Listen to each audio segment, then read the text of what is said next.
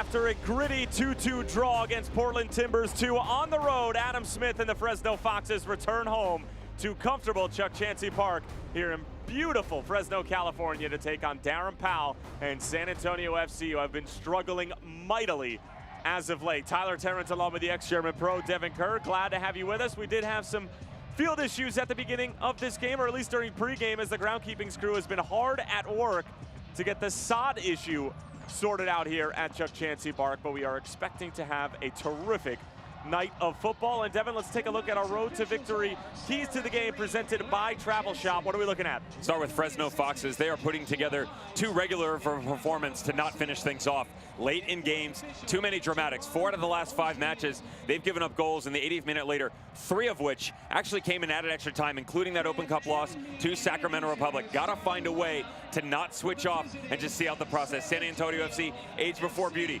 Why, you ask? Well, the youngsters. I really like the young guys that have come on for Darren Powell recently. Look to Gallegos in the middle, Ethan Bryant. They're both going to get a nod tonight in the starting 11. Have a little fun with these youngsters. Get back to your winning ways. Well, let's take a look at tonight's matchup of the game, brought to you by Onacar Fresno. Onacar Fresno, drive with style. Devin, who is our matchup of the game? All the forwards, all the boys up top going forward for Fresno. Jamal Johnson, Chavez, Kudus Lawal, Basilovic, all of these guys that possess such attacking qualities, but they haven't been able to do it together. Some great individual performances down the stretch. Kudus Lawal had that nice run, 4 goals in 4 games. He found net again against T2, but it has to be a collective effort if they want to close these games out. And they're going to be attacking one of the most feared keepers in all the USL Championship, and I say that wholeheartedly because that beer is just something to be feared. Matt Cardoni. Great goalkeeper, and it's quite interesting how things have played out. Kept his team in this match. Great goalkeeping save from the penalty mark against OKC Energy FC, and they've switched into a 3-back system for the most part. I mean, that's a hybrid a bit, and it shifts. But on the defensive side, it's allowed them to explore a bit further with those outside wingbacks. Good thing is, they've scored in 5 games running. Bad news, they've also conceded 5 games in a row. They haven't had a shutout since all the way back on May 11th in that 0-0 draw versus Orange County. So have to give your goalkeeper a little bit of help on the defensive side of things. And San Antonio FC still in search of their first road win of this season, and we are knocking on the door of July. Fresno, meanwhile, looking to gain ground on some of the best in the West. It's Fresno and San Antonio when we come back.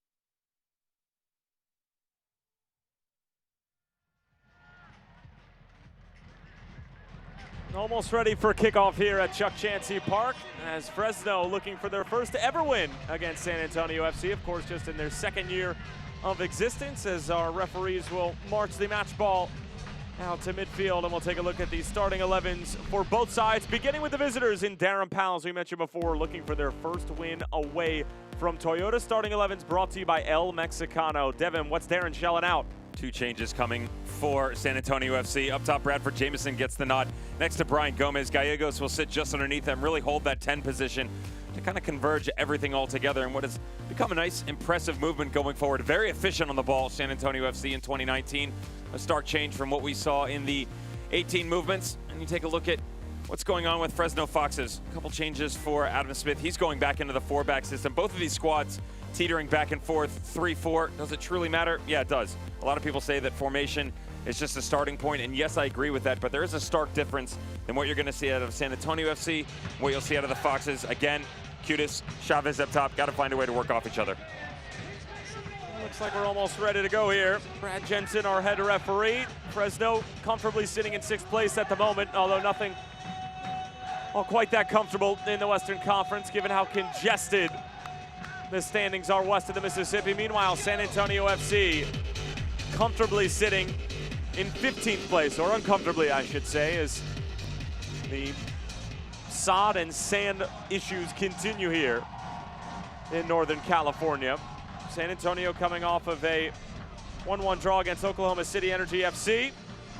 Garcia had the opener, and then it was Jack Barnby late in the 91st.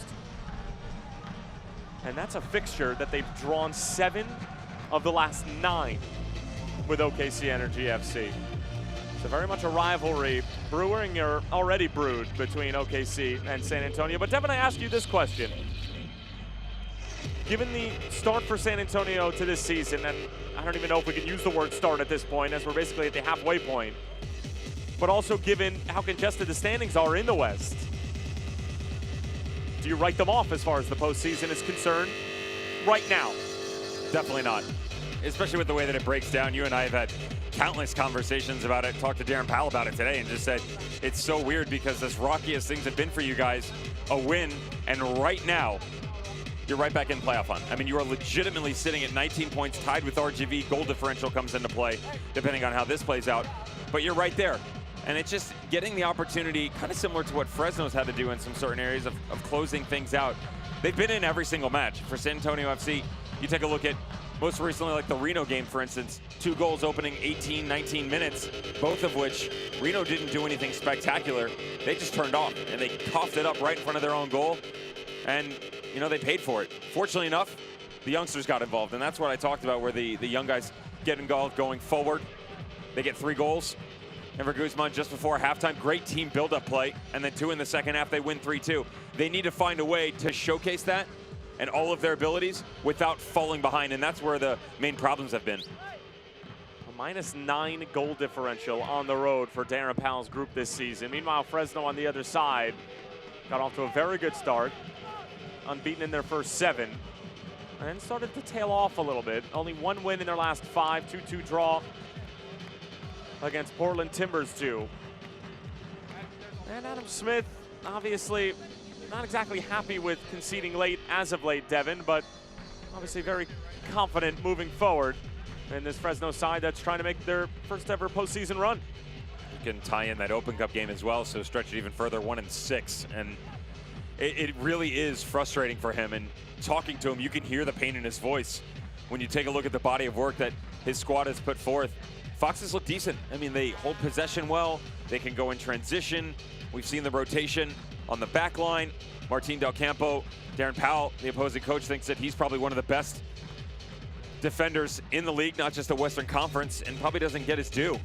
And they just can't finish things off, and that's frustrating. And it's not a cause for concern in the sense of, okay, they're doing it versus lesser squads, they're doing it versus better squads, they're doing it versus everyone. That's where the issue is. If you let up sometimes versus some of the better ones, versus T2, versus Phoenix Rising, guys that are sitting atop the Western Conference, putting together quite regular performances, you could understand it, but there's no rhyme or reason to it. I mean, you fall behind on the road against Tacoma, you find a way to get back into it, and then give up a goal in the 90th minute. That's unacceptable. If you want to be in the talking point for one of the better teams in this league, you got to find a way to finish things off. Well, it looks like we finished off all the housekeeping items that were on the to-do list, and the list was long and illustrious, and Devin, as per usual, forgot to do all of his chores. And that is why our groundskeeping crew and netminders have had to work so hard to get this game underway, but we're officially underway from Chuck Chansey Park. Again, Tyler Terrence sitting 2.5 centimeters to my right is none other than Mr. Devin Kerr. 90 minutes ahead of us here in Northern California. 3 points up for grabs in the USL Championships Western Conference. And what a time it would be for San Antonio to get their first road win of the year against 6th place Fresno. And as Devin mentioned, a win and you're inside the cutoff line, or at least heading into the weekend, as this long-range effort is off the post. Jaime Chavez cracks the woodwork in the opening 40 seconds. Trying to do his best Jamal Johnson impression from a couple weeks ago in that 1-1 draw with OKC Energy FC.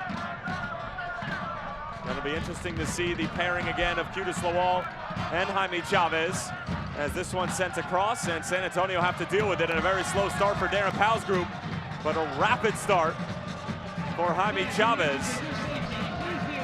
Chavez, another one of the boys coming back from injury. Very similar to the goal that we saw against Tulsa back on April 13th. Good movement coming out, only 2 on the season. That's been one of the struggle points. Nice to see some quality movement early on.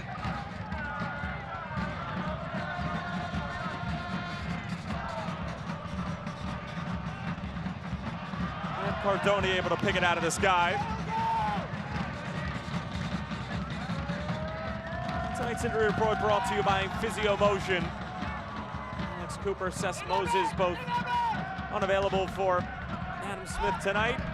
And a couple of injuries for San Antonio as well, as the injury bug has been omnipresent in the Lone Star State, specifically in the San Antonio camp. I mean, I would run through the list of players who have missed numerous games for Darren Powell this season, but we don't have that much time. Yeah, no. It's been frustrating, and that goes into some of this inability to gel on the offensive side at certain points in time. That was Darren Powell's biggest concern. He said, you know, I think we hold the ball pretty well.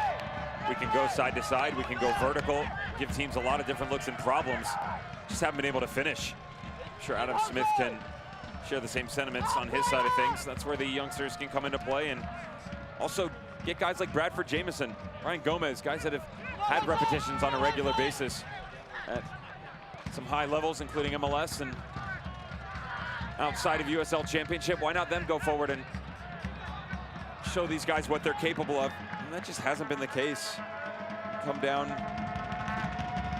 to the end of the Western Conference push for playoffs, you don't want to look back and go, what if? That's the direction these teams are heading at this point in time.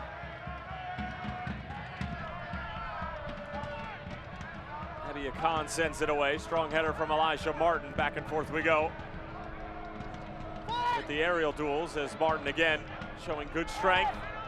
Probably one of the more underrated outside backs in the Western Conference of USL Championship, as Zach Ellis-Hayden getting forward.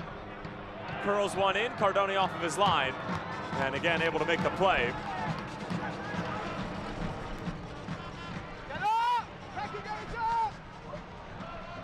Martin with an important challenge as Brian Gomez was breathing down his neck. Thank you to our Ball Kids sponsor, Premier Valley Bank. 25 years of age from Argentina.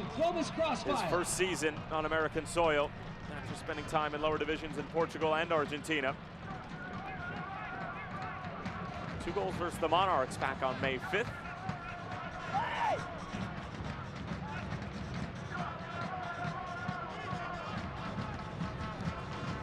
Obviously, one of the more impressive results for San Antonio as of late was that 3-2 win against Reno, where they came from behind. They were down 2-0. As that one looked like it might have traveled out of play, the assistant referee keeps his flag down, but Fresno will be able to claim it. And Devin, you told me before the broadcast, you said, listen, don't get anything twisted. That was a game that San Antonio most definitely won, despite the fact that they had to come from behind 2 goals down. We saw Reno challenging Phoenix Rising on Wednesday Night Soccer last week. So I'd already seen the game once, went back and watched it again, and it was just quite interesting at how much they dominated it from start to finish. Unfortunately, those 2 goals opening 20 minutes, Corey Herzog, little flick over the back where backline just caught flat-footed. And Cade Cowell, terrible turnover, middle of the fence, just gifted it right to him. Youngster coming out of the San Jose Earthquakes on loan to Ian Russell's squad.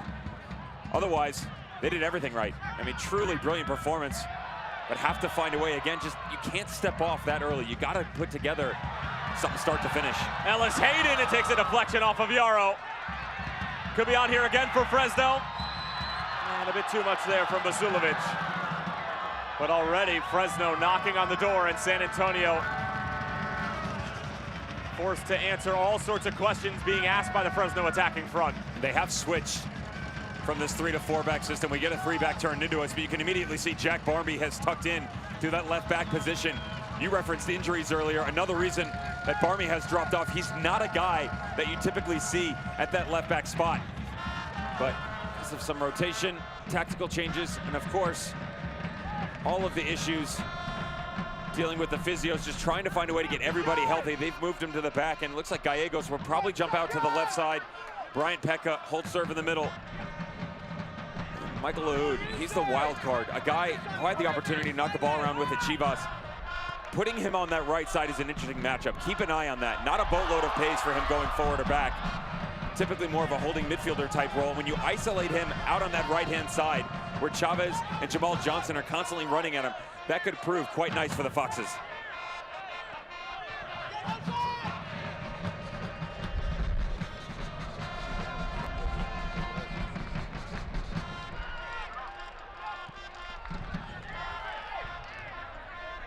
Here's Ellis Hayden, numbers in the penalty area. And this one's got rain coming down on it.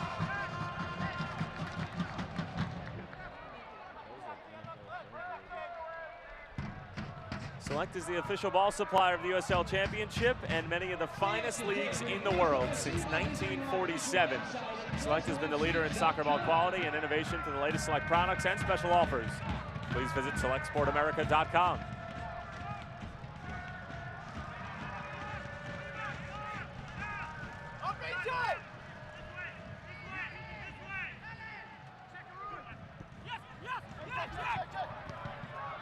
Hayden gets a touch to it. Basulovic for the speedy outside back. Elijah Martin sent the other way. Kurimoto.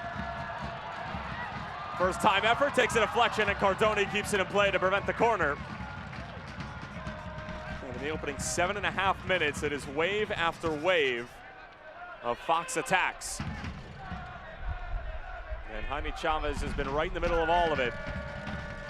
31-year-old and California native who struck the woodwork in the opening 60 seconds. Somebody who was really hindered by injury at the beginning of the season. And Devin, the conversations you and I had about Fresno and them taking the next step was really getting that out-and-out number 9. And that was sort of before Qudus Lawal announced himself to the world. And if they can get Chavez in full form paired up with Qudus Lawal, that could be one of the more dangerous running partners in the USL Championship. You get Alex Cooper back from injury as well. Jackson, he was a really nice find. Went down in the game against Phoenix Rising, found a way back and was looking really nice for them. They had slotted him into the right back position, but moved him up into the midfield, and that's where he needs to be. Allowed him on that right side. Just to think about the possibilities once you get everybody healthy and all of them in the field at the same point in time. Over the top, Ellis Hayden on the first time. He was onside. And Cardoni again having to pick it out of midair, but some good football early on from Adam Smith's group. Notice 10 minutes in, nice balance. Attacking both sides, going through the middle. They're really challenging San Antonio on every front. They're struggling.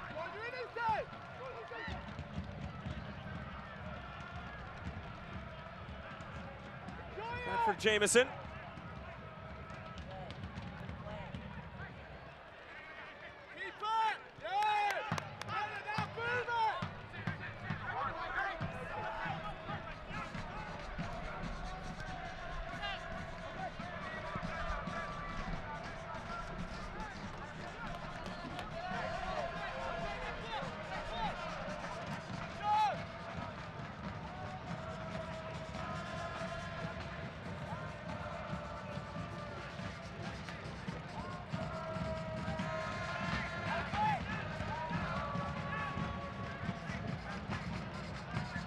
Chavez going back for Jamal Johnson. Elijah Martin in tight quarters over on the far side of Chuck Chansey.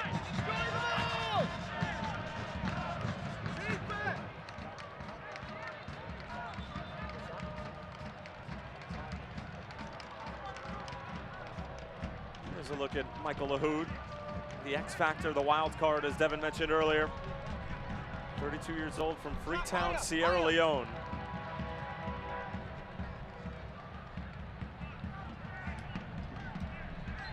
Came over to the United States when he was extremely young. Moved to Fairfax, Virginia at 6 years old. Lived with his grandparents.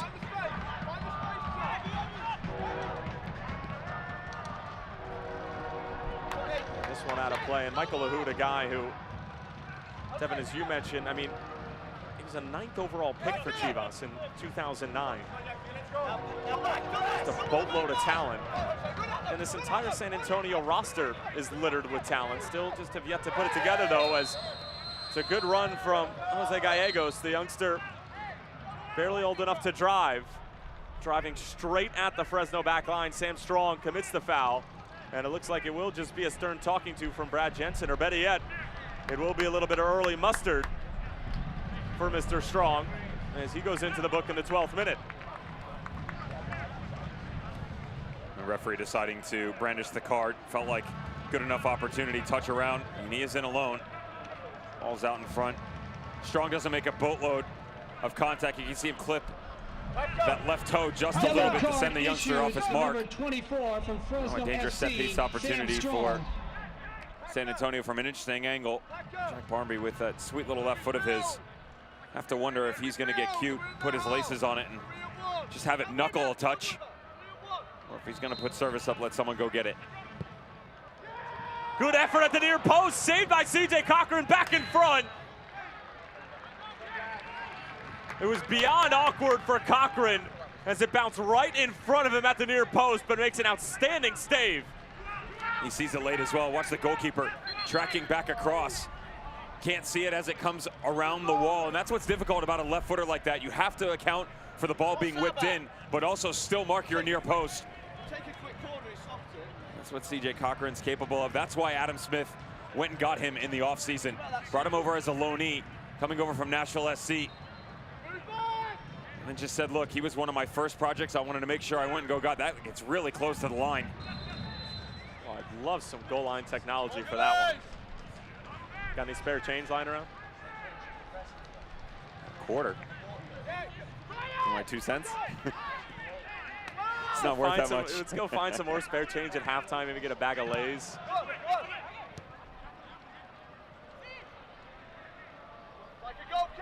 Just goal line technology, no VAR right now. I'd take that. I've had enough of watching the Women's World Cup. Seriously, it's enough. Too much VAR for you? It's incessant.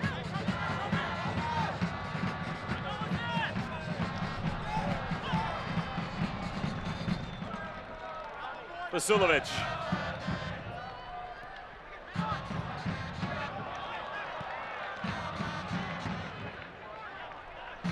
Jamal Johnson.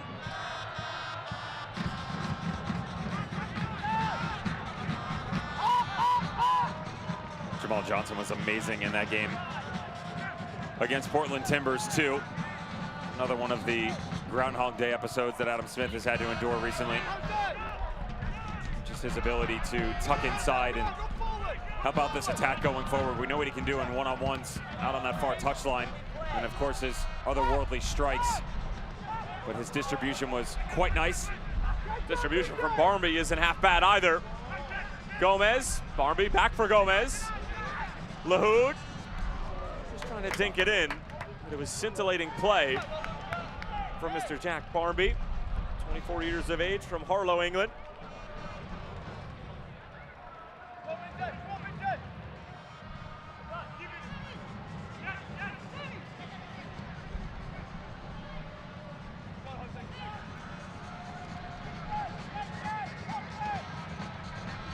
Now, we've seen Fresno play enough and obviously be successful with this style. I'm gonna go ahead and make it a comparison to the Eastern Conference. Anthony Pulis and St. Louis FC. To an extent. There are similarities. They're not as talented on the defensive side. The block that St. Louis sits in, much better. And it's all about their ability to transition both forward and back together. I can see the similarities, especially with Zach Ellis Hayden, Elijah Martin, and Del Campo. Sam Strong's an interesting one. His second year with the Foxes. Starting to get some more repetitions coming off of Open Cup play, an outside marking back who's moved to the interior. I mean, he's the wild card for those four. And just with the amount of movement you have in the middle of the field, you don't see that for St. Louis. Lewis Hilton always sitting. You have a couple others that can tuck in and help out as well. San Antonio showing teeth. Gallegos, great little cutback, still Gallegos. And broken up by Kiramoto.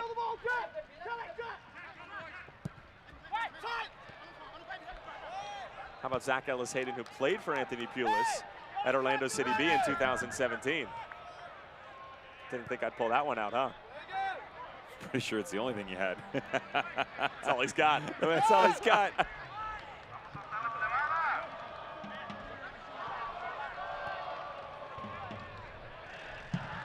This was a look from Abba Smith, chatting with the manager of, watch Jack Barmby, how narrow he gets.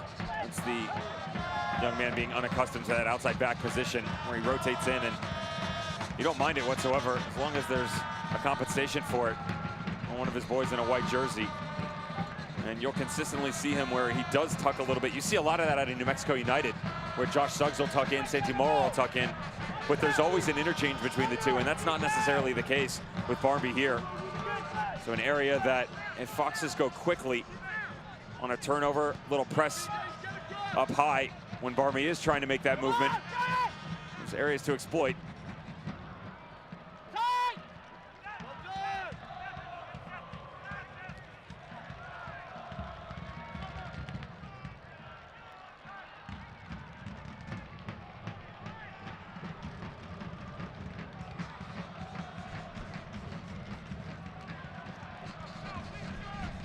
Funny enough that we were able to seamlessly sneak in both St. Louis and New Mexico United, who are off to the quarterfinals of the Lamar Hunt U.S. Open Cup. And I just want to let the fans at home know that that was sheer happenstance.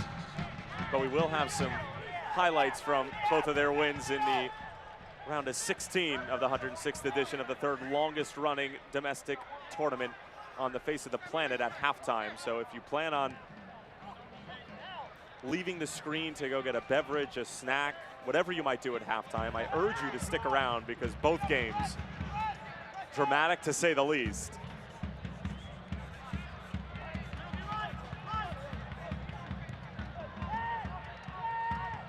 Cardoni being tested a bit.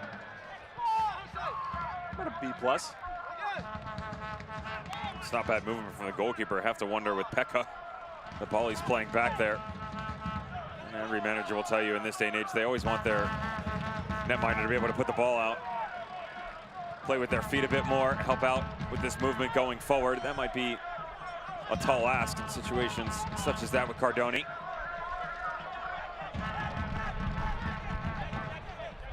Zoros providing excellent acoustics as per usual here at Chuck Chansey.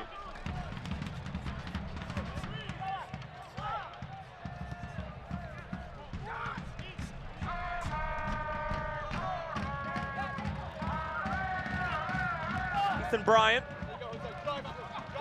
Jameson, a nice little layoff. Gallegos couldn't quite slip it through. A heavy touch from Sam Strong, though. That stays in play as well. Vasilovic jockeying with Gallegos, and it's the 17-year-old who's called for a foul.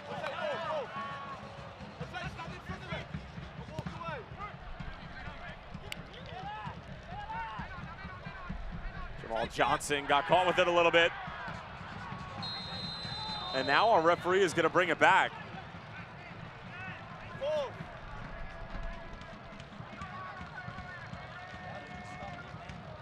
And Brad Jensen will issue a little bit of mustard to Jamal Johnson here in the 20th minute.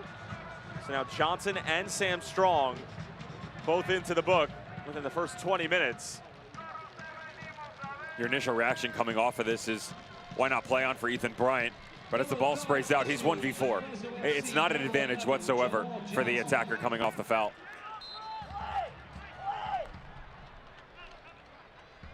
But let me ask you this, though. it might be an advantage if he puts his foot on the ball, waits for the cavalry to get there, and they set up shop in Fresno territory instead of letting Fresno get 10 behind the ball and have to go from the set piece from midfield. He had a trailing run on his back left shoulder. Someone on the far touchline and 2 defenders in You're front not of him. giving him enough credit. That's a big ask. You're not giving Ethan Bryant enough credit. Still only 17, turns 18 on August 20th.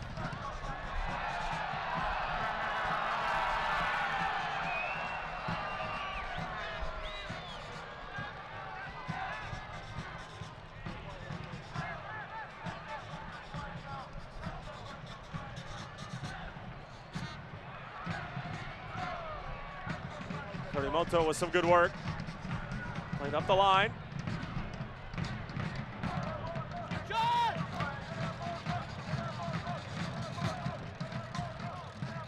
That sod on the far side makes the field look about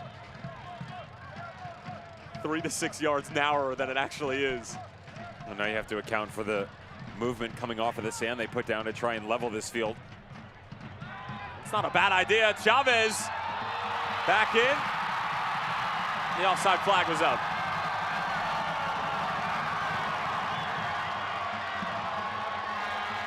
Seemed too good to be true. That's because it was. The ball just floating all the way to the backside. Chavez had rotated over. That's a little tuck in by Vasilovic. Read it well with this forward up top. There's some good movement coming out of the 2 forwards. Really like what Lawal and Chavez have been able to do so far. Even though they're quite similar in terms of size. Lawal, a bit more of a bruising body, while Chavez carries some extra pace. Looks like you on the golf course.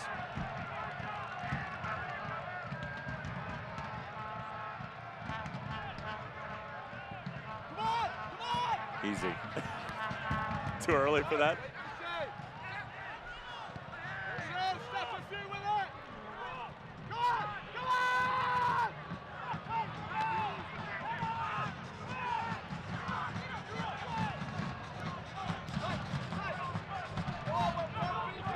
Torimoto hung on to it a bit too long.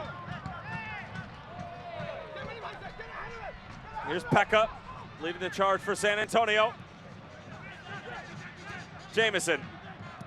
Youngster Bryant, he gets stuffed by Ale Hadzic. But now it's Qudus Lawal going the other way. Lawal 1v1 with Yarrow. Lawal shot blocked in front.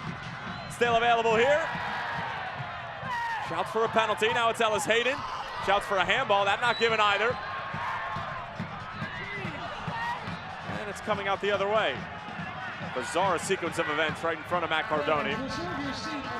And Adam Smith is asking the 4th official why that foul wasn't called.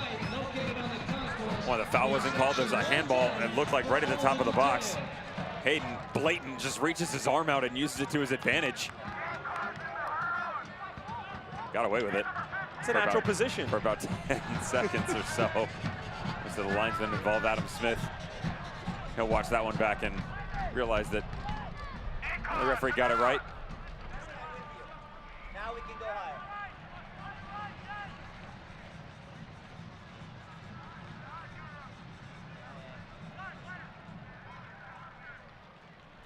Come on! Hey! Don't drop! San Antonio happy to let Fresno move it along the back line. For Jamison just trying to shape it out for San Antonio, and he does well. Brian Gomez pokes it into the path of Jamison. Gomez still running with him, challenge in the penalty area, and nothing given. You should have seen them last week!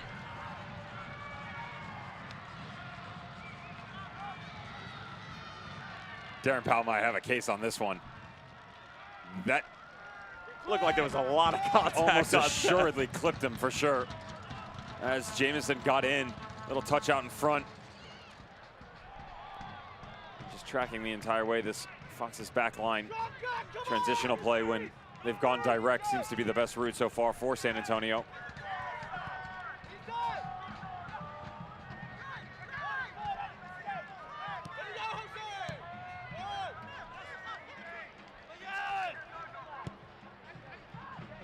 Nice little dummy, cue to Slawal, going back for Chavez, but too close to Matt Cardoni and the byline.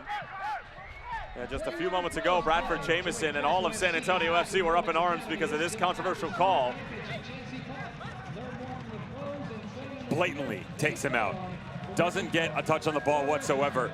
The only argument you could make is it's right on the border of the outside of the box. You still get it wrong because you don't call foul.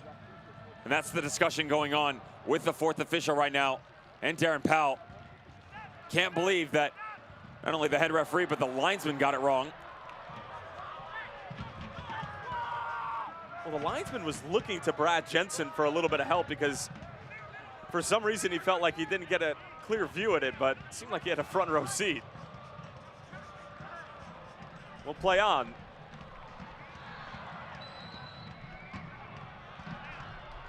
That one called against Elijah Martin. San Antonio starting to gain some possession up top from the movements of Brian Gomez and Bradford Jamison. Saw a look just a second ago. Jamison coming just inside the center circle. Get involved in the run of play a little bit. He's been the absentee up top. And he and Gomez starting to go back and forth, though Gomez got whacked on the backside. He's now down. Take advantage of our weekday 4 for $40 ticket deal. That's right, 4 tickets for $40 on all Wednesday and Friday matches. Stop by the courtesy booth in section 121 tonight. Brian Gomez down for San Antonio, and this is the last thing that Darren Powell and this club needs is another potential injury.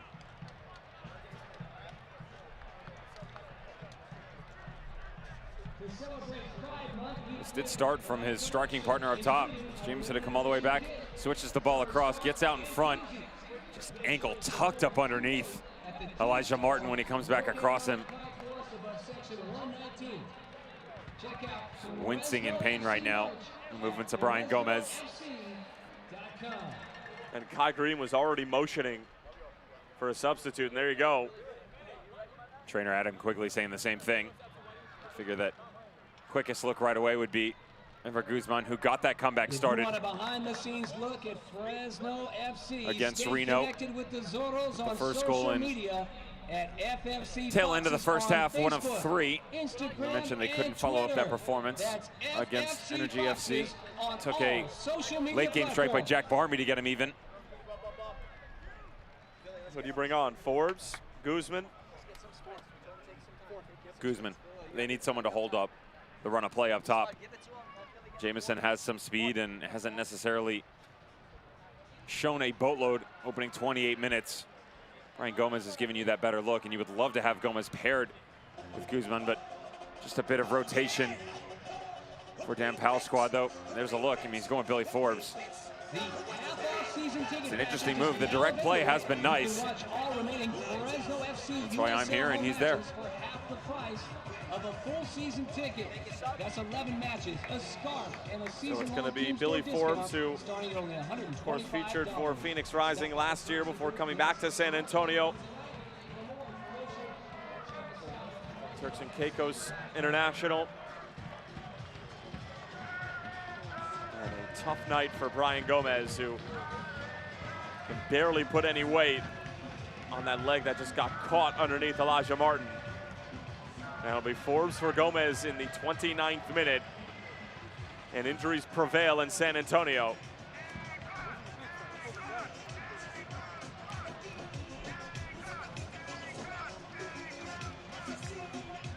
Substitution for San Antonio FC. Exiting the game, number 20, Brian Gomez. Entering the game, number 77, Billy Forbes. We'll resume play here right at the half-hour mark. No score between Fresno and San Antonio. Billy Forbes onto the scene. Tyler Terrence along with the ex-German pro Devin Kerr. Glad to have you with us in the USL Championships edition of Friday Night Lights.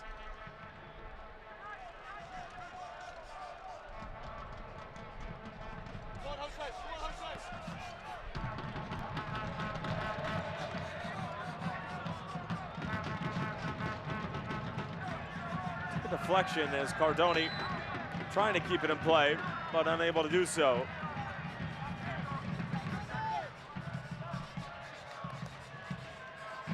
Okay, Kid fans, here comes another Central Valley Dealers corner kick.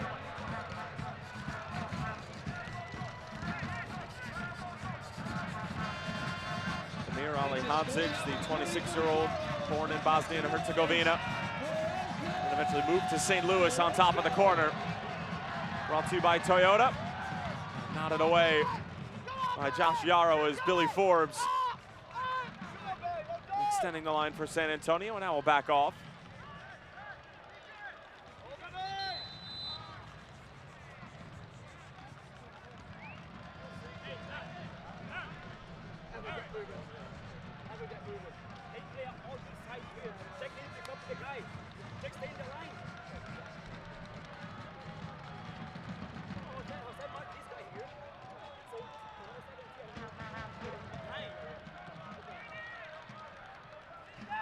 Just a quick conversation between the experienced holding central midfielder Mpeka and Darren Powell. As Bradford Jamieson a little slow to resume play for San Antonio on the other end. And this is the time of year where we really do start to see players dropping like flies, Devin. And you and I have had this conversation, and sort of want to propose this idea while we have the attention of all the USL Championship on this Friday night. Stay up to date with Fresno FC by visiting our official website at MLS has an international break. Download the Zorro Gold Cup schedule, currently get all going the on, not matchday just only a information, chance to and don't forget to purchase tickets really for sort of your honor those Fresno players and FC allow gear. teams who have players that are Get the missing to latest be able to news on all regroup things themselves, Fresno but FC also for teams to be able to lick some wounds, FresnoFC.com. maybe play some friendlies, get some match fitness for some guys that maybe haven't been getting some minutes, and then also just get guys back to full strength. One of the arguments out of MLS was how late it was and how late the season was progressing. Its second week last year in December. They've already moved it up this year. Word behind closed doors is they're going even earlier next year, that it's going to start probably end of February. Worst case scenario, first week of March. They started the 10th, I believe, this year, or 12th. USL Championship could follow suit in the same manner. I mean, you tuck it back a little bit. You can navigate the breaks more appropriately and give some of these guys, honestly, an opportunity to take care of their bodies. When you get into runs like this, if you think about some of the international players, look at all the Jamaicans that got an opportunity to go represent their country. They're going to start preseason end of January and not have a single break from league and international play until basically mid-November. That's just the USL Championship players. And so if you do just back it up a little bit, bring them in mid-January, start it end of February, you get going a bit sooner. Obviously the scheduling has to come on the backside of NFL. You're already outside of that, so you're not worried about ratings or anything. And you can give yourself a better opportunity to take care of your men. And that's the biggest issue. And we've seen it so many times before, and it's coming into the spotlight again in 2019. And it doesn't need to be a long, illustrious Parisian international break. One weekend. One weekend that everybody in the league gets to lick your wounds and to just sort of hit the reset button. That's it.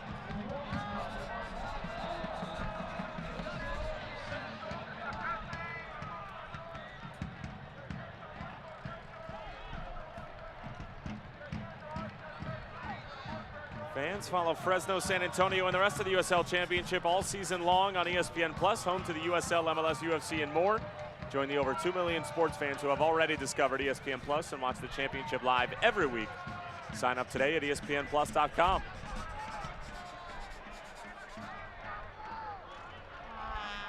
And we mentioned the field issues before the game that occurred obviously during pregame. They halted kickoff for about 2 to 3 minutes, and now they're halting play in the middle of the match as well, as Bradford Jamieson waiting for the go-ahead to come back on.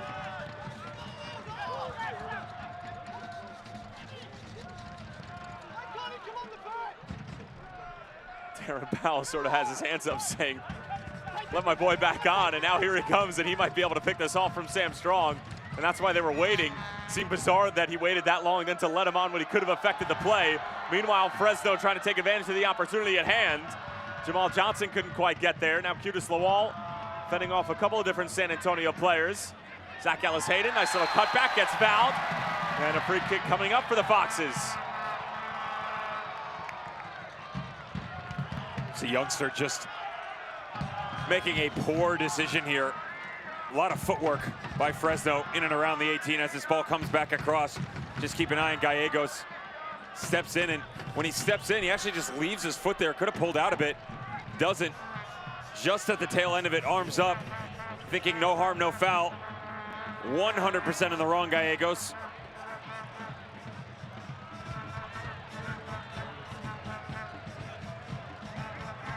See Chavez on the back post lining himself up for distribution from Ali Hadjic. Though Amir can strike a ball with the best of them. Ali Hadjic.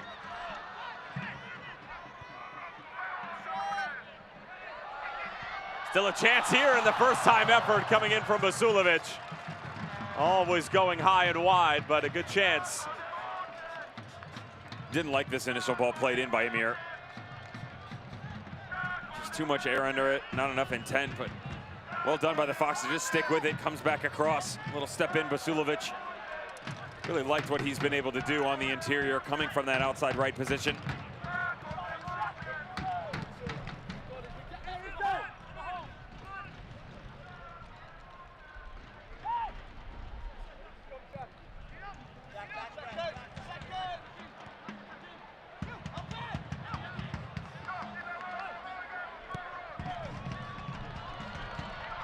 Chavez, great little back heel. Johnson, and it's just wide.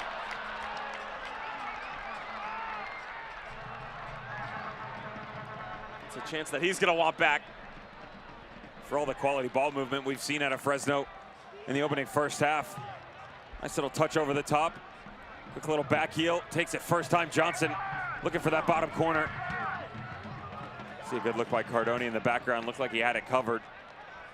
And they have had their best of their opportunities in those quick fire options. Might be a better look for Adams to a squad. They've really bypassed the midfield so far. It's Jack Barnby in a bit of space. Gets it on that left peg. Jamison couldn't quite turn out of trouble and cleared away by Elijah Martin, only as far as Pekka. Chavez gets a piece of it. See that little readjustment from Johnson as he saw the ball being laid off, that quick little stutter step. Make sure they got his body over the ball. It's the little things in life, you know?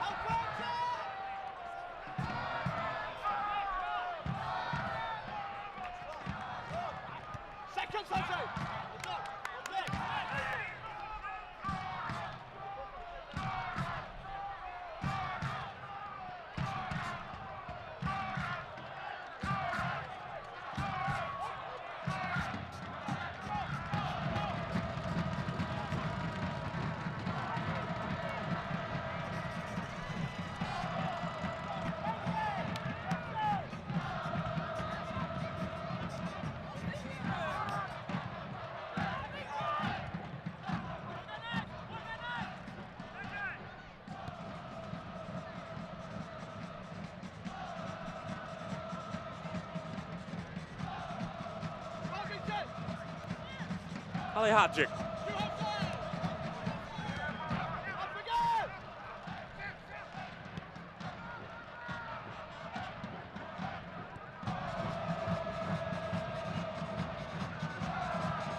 Elijah Martin. Taken away by Ethan Bryan.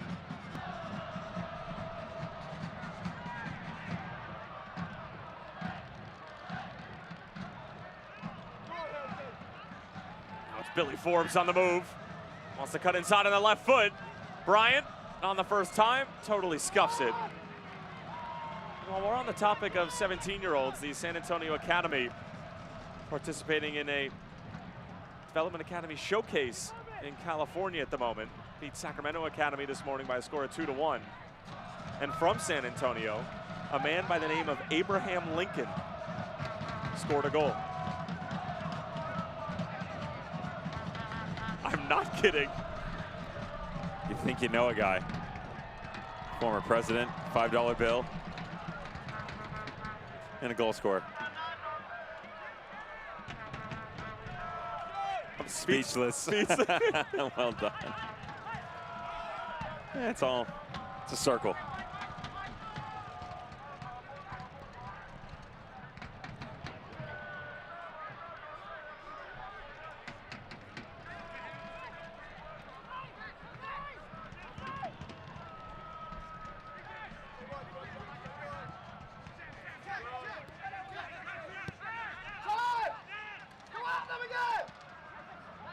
Good step from Zach Ellis-Hayden.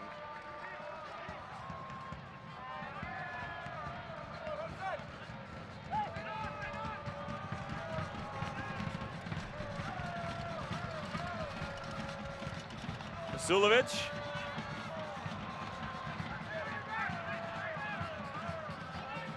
Taken away by Jamison. 1v3 though if he continues at this rate.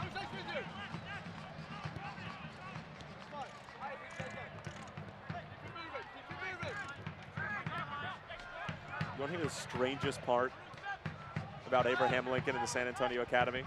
He wears number 16.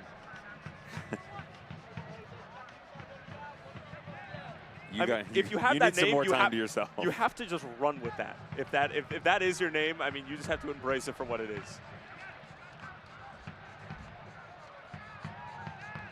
Wonder if he's honest.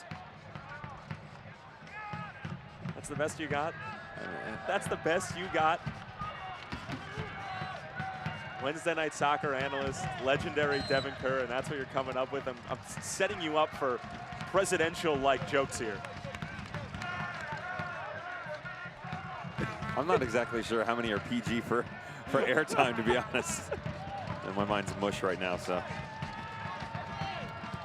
Just trying to see these boys get back to some of the stellar football we saw earlier on in the match. Between the injury and the sod. Took the air out of this game. Took the sod out of this game.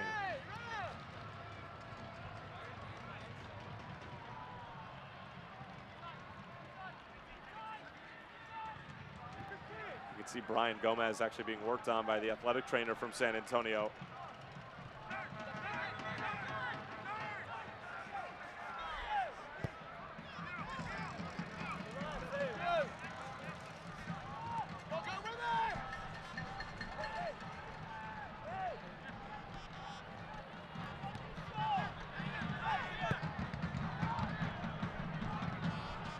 Long ball over to the far side for Elijah Martin. An unfortunate break for Brian Gomez. This night came to an end all too early. And another injury report that Darren Powell's going to have to fill out during the 2019 season.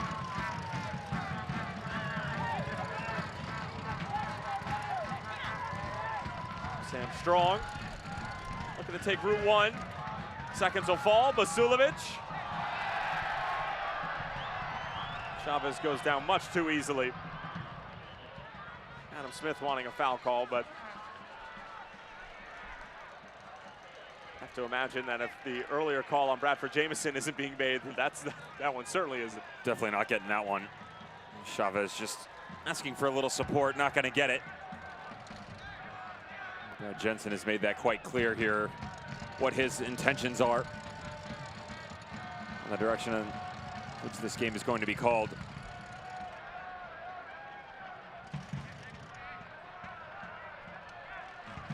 Interesting with Billy Forbes coming back to San Antonio FC, the movement they've gotten out of him, and we all know him as that left-sided player. Loves to take people with all that pace of his to the brink and back. But they have used him on the right a bit more this year. Not overly intriguing in that movement, to be fair, but it does give him that opportunity, like you saw, where he can cut it back inside, put it on that left foot of his. As a defender, you know that he's always gonna want to try and push to his strong side, but it's hard to just immediately let him basically have his way down in the channel and secede possession over on that side.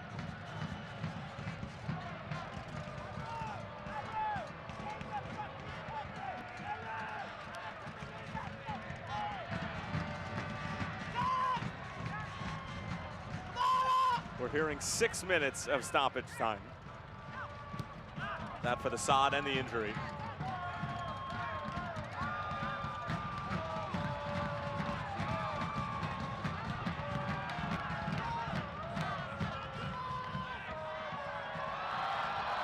And this one's skipping all the way through, but looks like it did take a deflection, and a corner kick coming up for Fresno.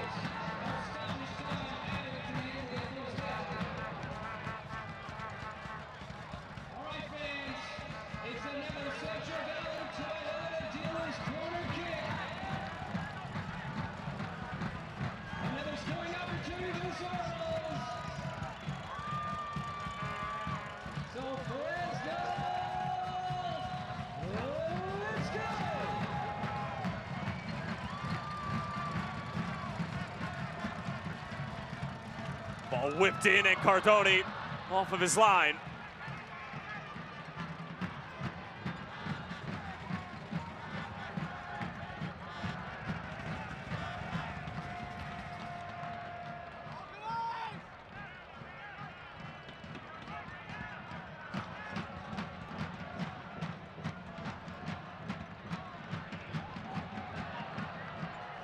Now it's Fresno on the break. Elijah Martin's delivery, low and really uninteresting as Josh Yarrow able to clear it away. And now it's Billy Forbes showing great strength and pace. Forbes on the move, Jamison running with him. Billy Forbes has it on his right foot, and that's excellent defending from Ramon Martin del Campo. However, he did concede a corner in the process. This is exactly what I was talking about when you're going up against Billy Forbes. Just a good job, shoulder-to-shoulder move. Difficult for the center back, especially when it's tucked inside the 18. There's the speed, quick change of pace, gets over a little body on him, doesn't allow him to bring it onto that left foot of his, and challenges him to beat him on the right. Can't do so.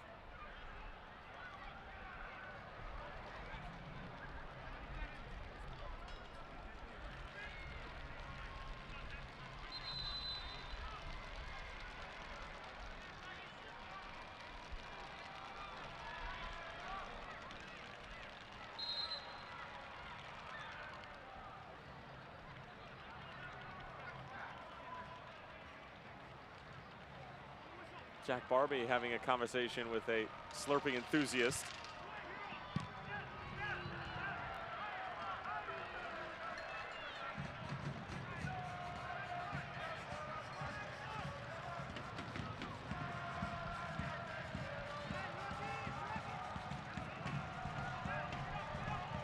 Barnby again.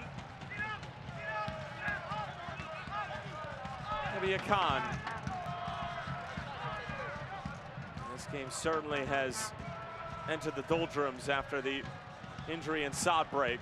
And I think that halftime will be a good reset button for both coaches as we are approaching the halftime whistle with the 6 minutes of stoppage time to the injury to Brian Gomez, as well as the field that needed to be cared for in the middle of the match, right around the 35th minute mark. Gallegos gets it right back. Now Ethan Bryant, teenager to teenager. Billy Forbes trying to go back for Bryant. Picked off by Pekka. Barnby once more. Thought about early delivery. Barnby, great little feint. Somehow got it away for Gallegos, but picked off by Kurimoto. Now Vasilovic the other way for Jamal Johnson.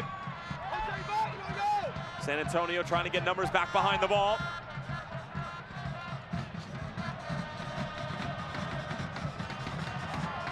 And a corner kick coming up for Fresno, who did well to play out of trouble and put pressure on San Antonio right after defending that opportunity from Barnby. Nice movement by Kudos the wall on that far side. Just quick change of pace, change of direction. This back line from San Antonio FC, seen a lot of looks from Adam Smith's squad so far, none of which have been able to come to full completion. Maybe steal something just before halftime. Ball lofted in, Cardoni off of his line and makes the play as Sam Strong was looking to nod home the opener. His presence in the box makes you second guess every single movement as an attacker. And how many times have I said to you, if you're gonna come with authority, take full command of that box. That's exactly what Cardoni has done here in the first half. And the other part of that conversation that we have is that if you do come, you're gonna get help from the referee. He's not looking for help from anybody. He's just coming to win the ball, always. Smart. Fearless as well. I mean, you could see it in his eyes. He comes with a massive amount of intent that even if he's off by a touch, I'm coming to win that ball. I mean, that is mine, and that's how goalkeepers should be. Throw caution to the wind and have a go. The ball did travel out of play and a goal kick coming up, and that should do it.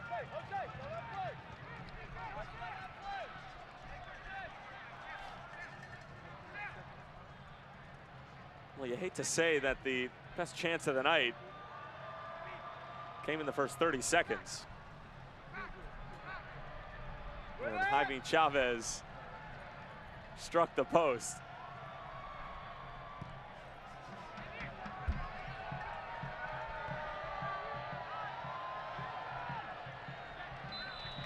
And that's going to do it for the first half here in Northern California. 0-0 between Darren Powell and Adam Smith squads. Both keepers really haven't had all that much to do from a shot-stopping perspective. Matt Cardone certainly has had to command his penalty area, but for the most part, relatively uneventful, Devin. It's real simple for both teams. I like the idea of being direct, but there's too much talent in the middle of the field. Ali Hadjic, Pekka, Ethan Bryant, Cody Moto, almost non-existent. Find a way to create levels for this, so the build-up is easy coming forward and going back. You just haven't seen that from either squad. Well, we're headed to the halftime break here in Fresno, California. San Antonio still in search of their first road win of 2019. They've done the job of the clean sheet so far, at least halfway. Fresno looking to get the opening goal at home. We'll step aside.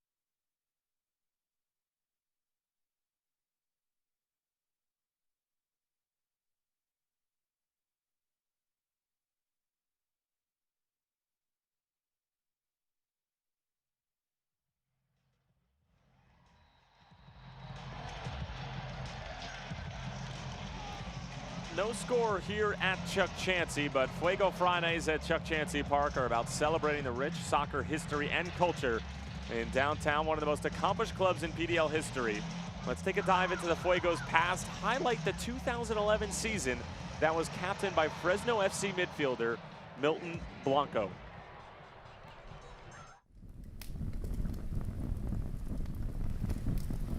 Going into the 2011 season, I wasn't sure if I was going to continue to play. I was either going to get another opportunity or I was going to call it quits. And so with Scott Alcorn convinced me to stay. We played games all throughout the year, exhibition games in the winter, our season in spring and summer, and then go spend time with kids in the community in the fall.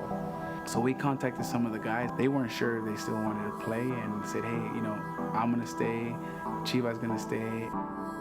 There was a culture here. The players that were moving on to the next level of Major League Soccer, they left a mark in that locker room. Everybody decided, hey, let's give it a go one more time. You know, a lot of guys were considering retiring. And we didn't know how this was going to go. You know, let's play together one more time and see where it takes us. 13-0-3, best record in the 64-team league. Fresno Fuego is going to the playoffs. That hasn't happened since 2008. I honestly felt we were the best team in the nation. Fresno Fuego was on the map. You know, we went into battle for each other, and we knew no matter what, we're gonna have each other's back and come out victorious. It's been almost a season and a half since the Fresno Fuego lost the game. 21 straight contests since feeling defeat.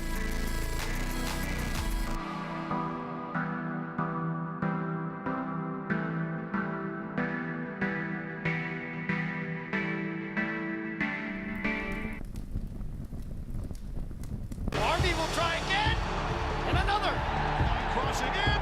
It's a goal. Harvey will try for goal again and find the back of the net. The cross keeps the winner. Another brace. Gallegos cuts it back. Gallegos! How about that finish?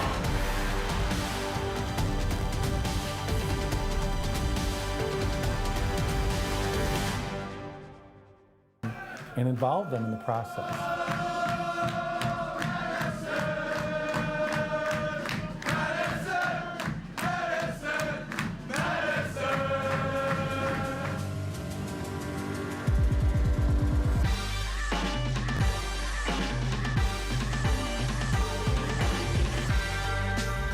What does it mean to go full Mingo?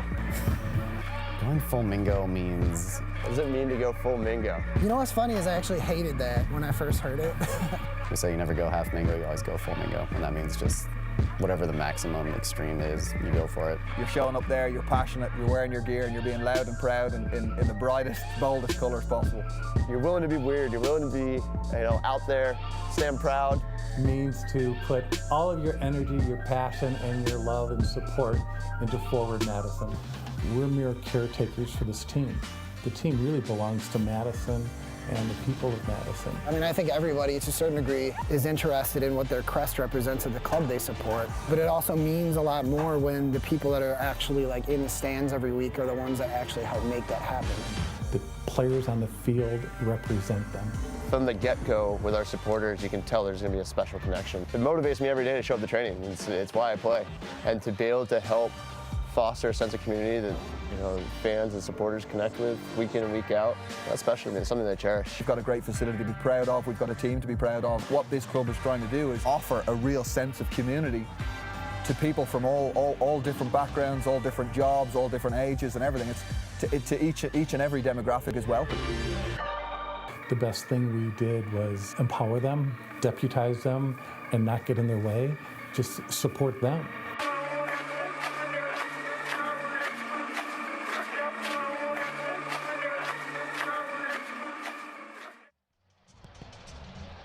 Well, I can assure you that Devin Kerr is always going full Mingo. Fresno and San Antonio locked up at 0-0. No goals to be had here in Northern California just yet. But, Devin, we had a little bit of fun this week, didn't we? Lamar Hunt. In that set piece or in their season? Let's not go there. I mean, let's go there at some point, but not right now, because we do have a lot of other things to talk about. And, of course, Landon Donovan, San Diego. I mean, a lot of Western Conference teams, fans, support groups all over Twitter really excited about this side coming into the USL Championship, possibly going to play as early as 2020. And then, of course, we'll have a little bit of Copa Tejas action on Wednesday Night Soccer. It'll be interesting from Mark Lowry's boys, El Paso Locomotive. Haven't lost since that 2-0 when Phoenix Rising came to town, 9 unbeaten. San Diego. Scholars say the translation was lost long ago, but it's going to be known as Landon Donovan FC. You think so? Just what I'm hearing. Okay. You're plugged into that scene. I know that you are. What scene? The scene. That scene. That scene. We'll step aside yet again. Be back in a few.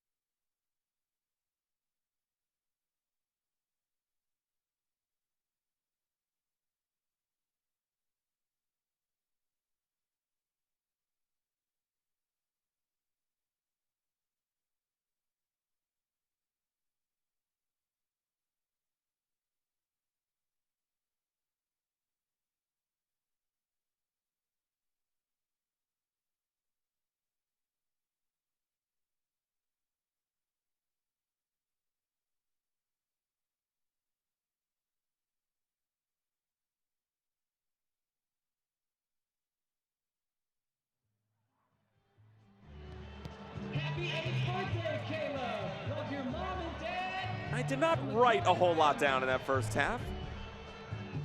Quite simply because there wasn't a lot to write down. 0-0 here at Chuck Chansey Park. Fresno and San Antonio scoreless in what was rather a slugfest and not of the exciting variety, but we're hoping for some more goals or a goal in the second half. We'll take a look at how it all went down in the first 45 minutes, first 30 seconds. Jaime Chavez, Woodward. Tried to go flamingo, couldn't get it done. No. Only halfway there, living on a prayer. Good to see that Chavez, the big man up top, get involved and run a play again. That's what we talked about. Have to find a way to get 2, 3, 4 in this attack going forward. Unfortunately, too many individual movements. There's a movement on the right side from Zach Ellis-Hayden playing the high line. Really liked what he brought in the 3-back system, but Adam Smith going back to the 4. This was curious how close it was. Great strike by Jack Barmby. Love to see him in dead ball situations. Saw it so many times for T2 and Portland Timbers over the past few years. Now his talents come to Texas. Can't finish it off though. CJ Cochran changes things up. A lot of second, third, fourth opportunities based upon challenges, 50-50s in the air. Just a tuck in from Basulovic high over the bar. Probably the best opportunity outside of Chavez. Great little build-up play. Nice little back heel. Jamal Johnson, bottom corner. Can't finish it off. Johnson has been burying those types of opportunities, not only this season, but throughout his career. And that's how the first half would end. And here's how the numbers shook out after the first 45 minutes. And as you can see, the efficiency rating as far as shots and shots on target isn't exactly through the roof. Goes back to that movement out of the middle of the field or lack thereof from both of the teams. Lahoud. Gallegos has been pretty active, especially for how young he is and his challenge that he's got with Zach Ellis-Hayden on that side.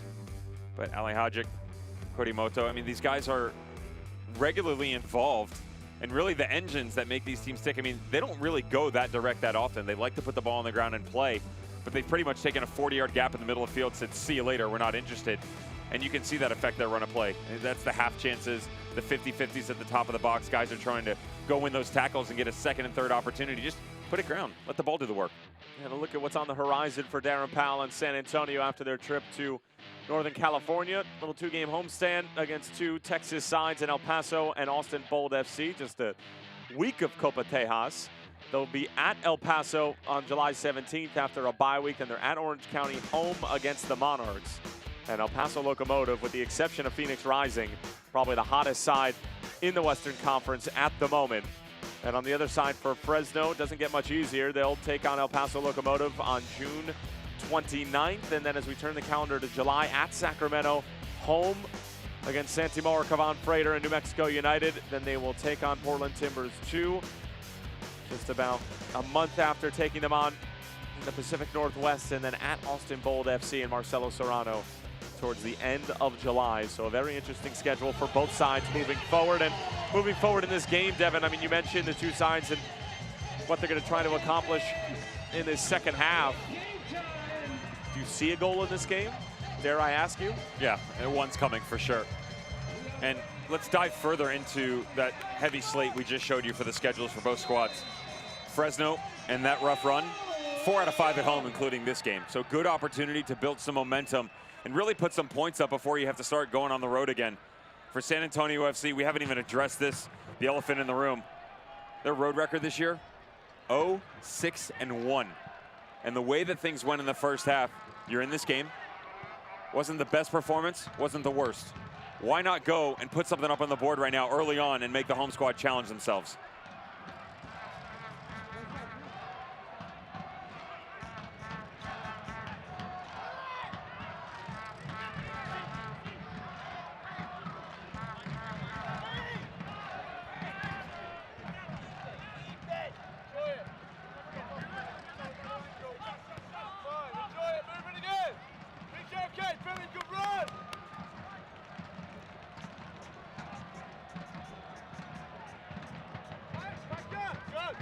Gallegos.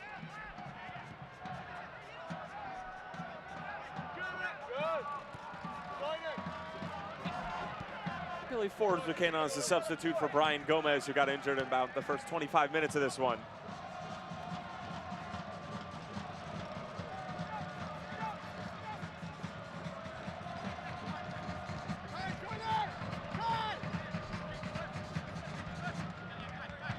Kai Green. Jamison couldn't quite link up with Billy Forbes. Two most active players for San Antonio, probably Barmby and Gallegos. Funny how they're paired up together. But if you keep an eye on, honestly, the way things ended for the first half and how they've started here, I get it, we're only 90 seconds plus in. It looks like they have gone to more of a traditional three-back system for San Antonio FC. Kai Green coming in a bit more with Yarrow sitting just in the middle. You see Lahoud rotating all the way over. Of course, Ebia Khan on that far sideline. Jack Barmby can maybe have a little fun and explore the depths a bit further. That's kind of what you saw just on the movement before, coming all the way across the middle of the field. You can see Lahoud tucking in as well, and I still don't like this movement from him on this far sideline. If you are going to move into, whether it be the 3-4-3 or if you go into the four-back, regardless, he's still on this right side, and there's just no depth to it. I mean, you take a look right now. If you want to switch to run a play, nobody's out on this near touchline. Billy Forbes putting on the moves and did well to earn San Antonio their first corner of the second half.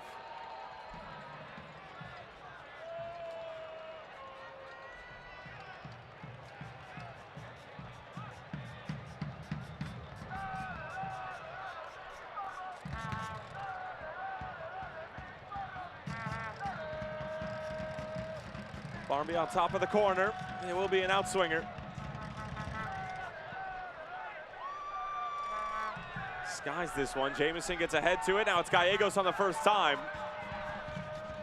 They're straight up in the air and easy enough for CJ Cochran. Something they definitely practiced before. That long ball to the backside. Well done by Jamison to just pluck it out. Send it towards the top of the 18. Let someone step up and see if they can make something out of nothing.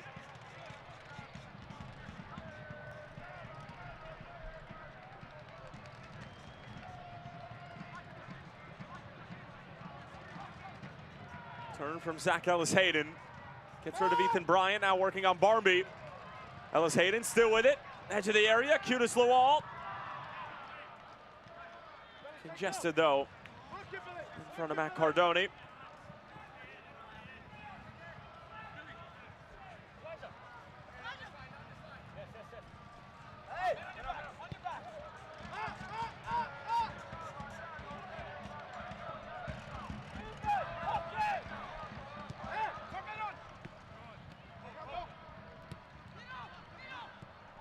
Kurimoto, Qudus Lawal. Good movement here from Adam Smith's group. Ellis-Hayden. First time delivery.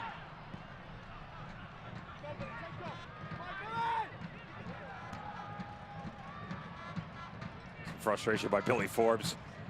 Just tucked down in here. There was a good look where Jamison had played it off to Ethan Bryant. Bryant picks his head up, or should have at least, and sent this down in. Really yet to fully utilize some of the biggest attributes for Billy Forbes. All that pace that he has out in front of him. Saw him take it upon himself in the first half. And not a lot of opportunities. Sprayed in behind this back line by his teammates.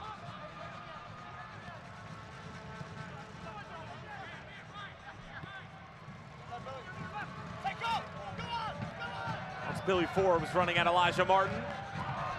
Good sliding challenge, but it stays with San Antonio as we played 5 minutes here in the second half.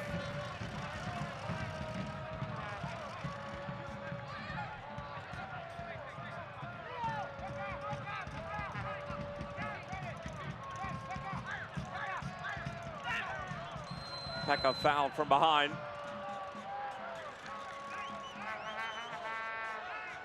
Foul against the 28-year-old, excuse me, now 29. Celebrated his birthday earlier this week.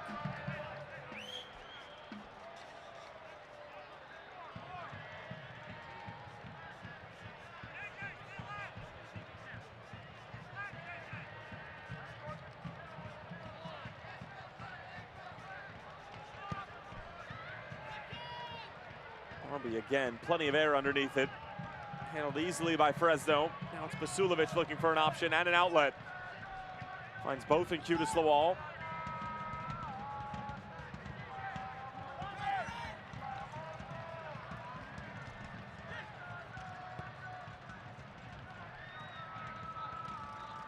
Johnson for Ellis Hayden. Slows play up just a bit.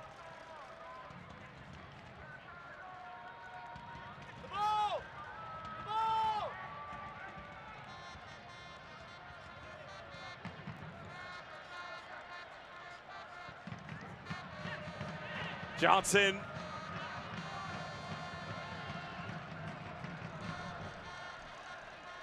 For Ellis Hayden. Lashes one in. And Chavez couldn't get there because Matt Cardoni once again letting everybody know that when the ball is lofted into the penalty area, that it's rarely going to be anybody but his.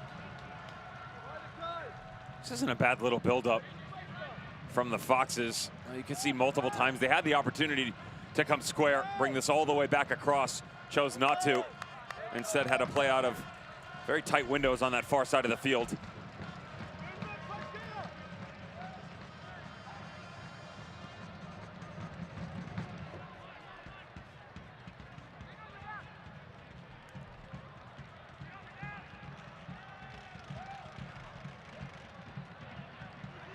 Kurimoto helps it along. I'm not sure if he was exactly trying to find Chavez's feet.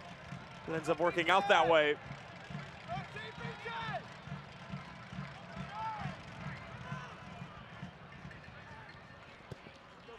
Del Campo. By Kai Green. Lahoud gives it away. Martin in for Lawal. Cutest Lawal on the turn, not a bad effort. And Matt Cardoni hangs on to it. Rarely heard his name tonight.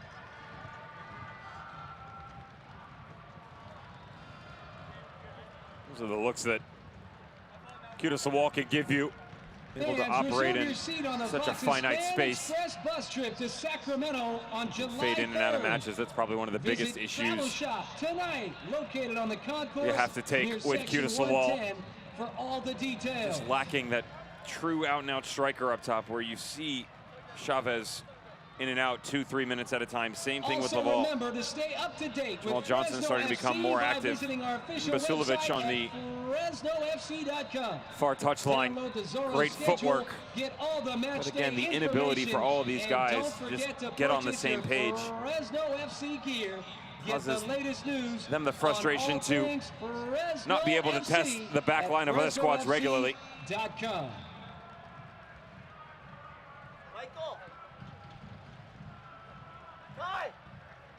Wait till he's back in. Michael, take Kai's spot until he's back in. Get updates and alerts all year long by following your club on ESPN.com. Search for Fresno or San Antonio and then click the follow button to keep up with the latest news and scores, plus get reminders on those teams' next home matches. Go to ESPN.com now and click follow for your club.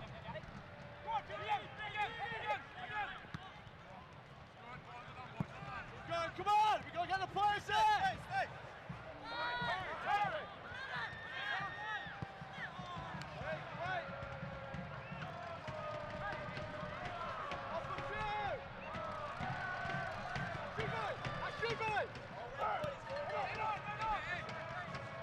Johnson.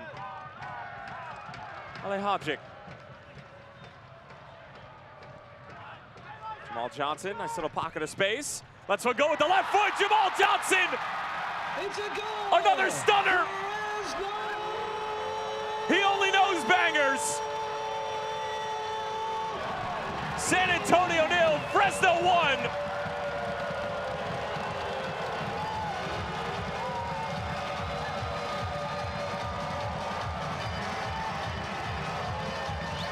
Asked Adam Smith about Johnson and his recent run of forms. Felt like he was the best player on the pitch against T2. Both of which came in the likes of him being able to spring other players in the attack. Saw him have a go from distance.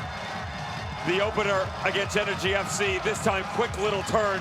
See the undercut of it, trailing away from Cardoni, who does not have the spring in his step to get into that upper corner. Fox is out in front.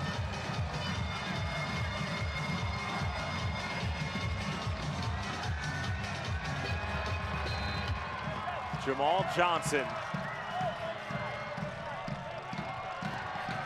with a ridiculous strike. from more than 25 yards out, scoring his 5th goal of the season, now level with Qudis Lawal in league play in that category.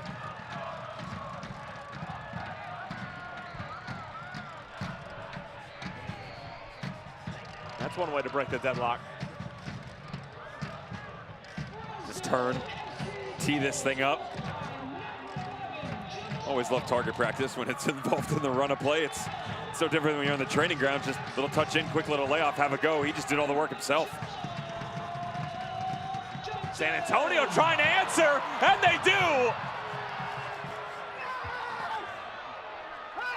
Resiliency at its finest. It's Bradford Jamieson. Lead, what lead? We're level.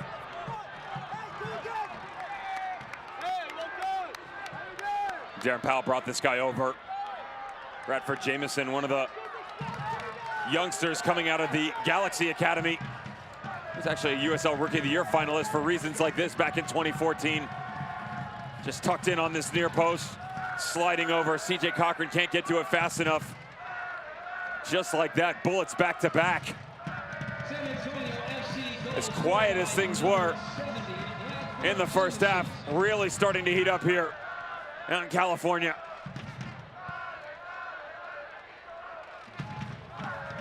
Fourth goal this season for Bradford Jamieson.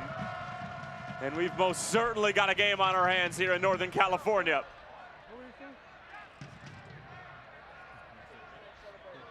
Qudis Lawal threads it through. Almost snuck all the way through. Josh Yarrow got a touch to it. Vasilovic.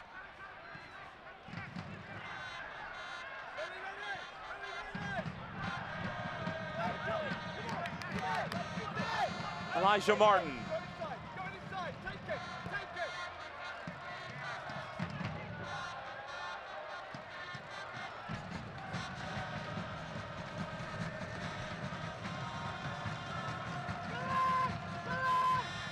Gallegos on the move. Trying to throw one through for Billy Forbes. This is a sensational ball. Billy Forbes got caught up with it. Good defending as well from Fresno. Del Campo was on the scene. But it wasn't the cleanest of first touches from the Turks and Caicos International.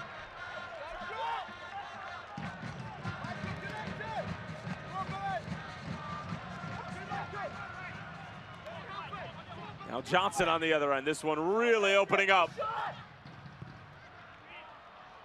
Jamal Johnson's cross. Never really threatening. Billy Forbes should have done better with this opportunity. Great ball in by the youngster Gallegos. Right there, this touch just gets away from him, and then he second guesses himself. It's always interesting when you go up a goal, you'll hear from managers and shouts on the sideline time, next 5 minutes, next 10 minutes. They want to apply a lot of pressure fast and really go after things.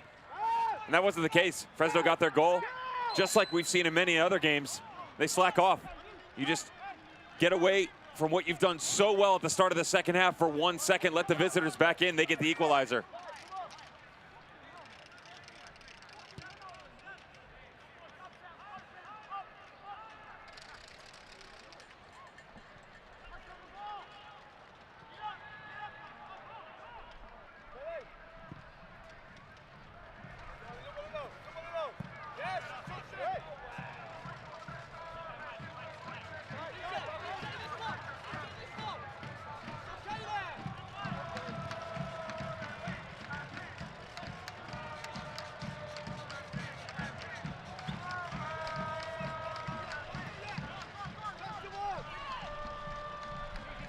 Jamal Johnson with a little shimmy. Alehajic. Up the line for Vasilovic, working on Pekka. Nice little matchup there, but the Brazilian gets the better of him.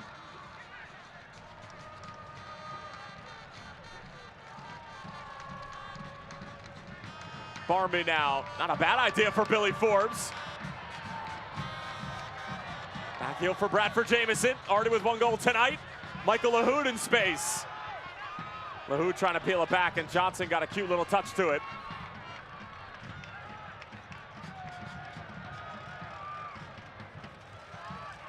That was a good look by Lahoud, the saving grace in the form of Jamal Johnson. How good has he been recently? Just sometimes when you get in this run, keep feeding him. And quite kind of him to help out on the defensive side as well, because Ethan Bryant sitting right at the top of the 18, laying and waiting.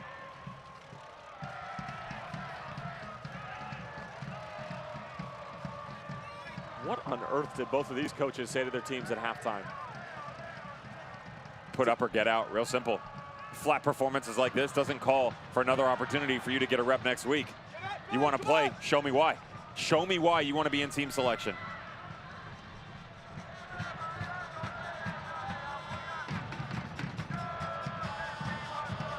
Good movement here, Zach Ellis-Hayden. Almost got it away for Kurimoto. And it's a penalty. Ellis-Hayden taken down late. It's a very tardy whistle from Brad Jensen, but a whistle nonetheless. And Fresno with a chance here from the penalty spot, and everybody on the Foxes handing the ball to Jamal Johnson and say, you got it. From the reaction of Ebia Khan, feels like Brad Jensen, our head referee, has said the left back is the one at fault. Little touch in, you'll get a better look. First one, no. Second one, no. Wow, that is one of the weakest penalties I've ever seen called within the USL Championship. Ebia Khan beside himself on that far side, standing right next to Jack Barmby. Regardless, Jamal Johnson, opportunity to grab his brace and get two in the span of about 7 minutes. Decent cell job from Zach Ellis-Hayden as well.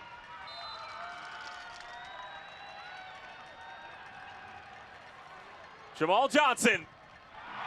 He's got his brace. Fresno have their lead back. San Antonio 1, Foxes 2.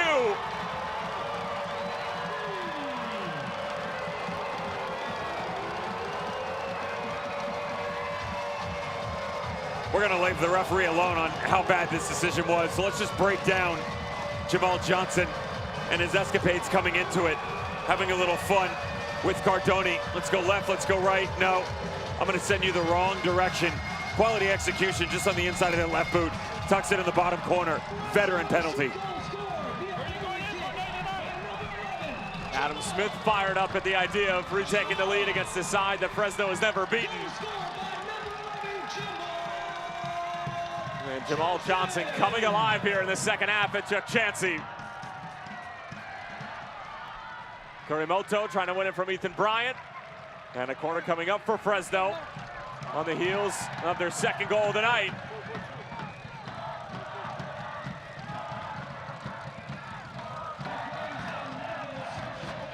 And it's going to be Ever Guzman coming on. And replacing the 17-year-old Ethan Bryant. As Darren Powell has seen enough from the teenager and bringing in veteran reinforcements. Let's go!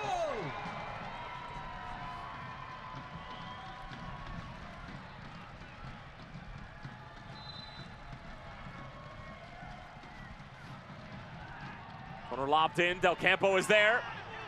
Didn't quite win it. Fresno shouting for a handball or a corner at the very least. And a goal kick coming up.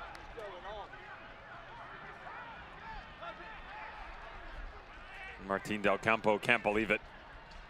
Substitution for San Really Antonio heated up here in the second half. Game, number 18, Ethan Bryant. You have to admit that there's game, probably going to be some tactical movement with the removal of Ethan Bryant. Can expect, and there it is. Edford Jamison just tucking down in the middle a little bit as Guzman will go back up top. He and Billy Forbes will now be the striking partners.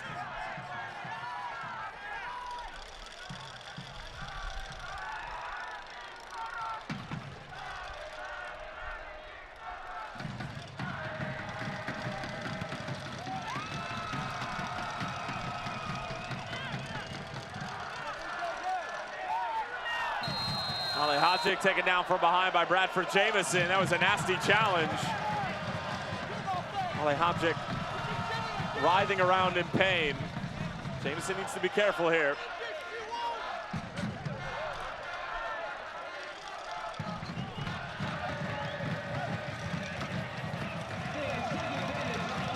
It's that outside ankle that he's gravitating to. That is a nasty challenge in from behind. Studs up, just a little scissor at the tail end of it as well. Surprised that the referee doesn't go to the book on this one. And indeed, he did go to the book. As Bradford Jamison shown mustard here in the 67th. The yellow card brought to you by 5150.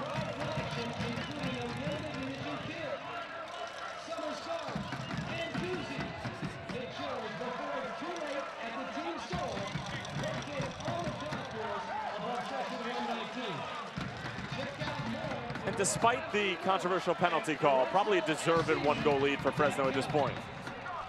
They definitely had the better chances. You think about Chavez, he's had a few. Jamal Johnson in the first half had that great little triangular movement that came off of Chavez, little back heel, and then just sprayed it wide. There's the header on the far post on the restart.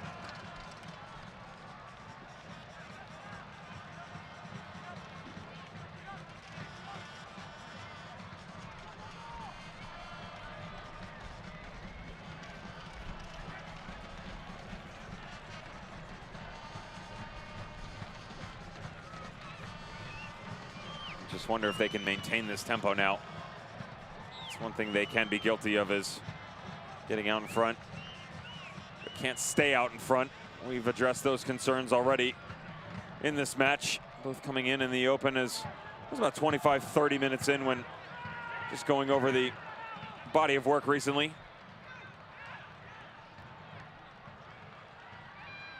Good build-up play here from Fresno and cleared away by San Antonio. As they were knocking on the door again, Jamal Johnson putting in a terrific challenge. He's played a great 2-1 game for Adam Smith tonight.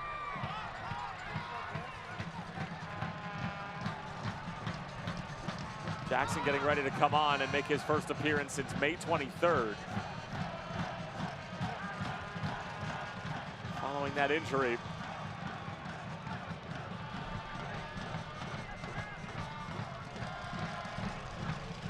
Adam Smith told us that wasn't sure exactly what Jackson nor Alex Cooper's status was going to be. They might be available. Things have obviously progressed nicely over the past few days. Lawal slides it through. Chavez onside. Chavez! Beautiful football from Fresno. Set up by Cutis Lawal. And Chavez calm, cool, and collected. It's a 2-goal lead for Fresno here in the 70th.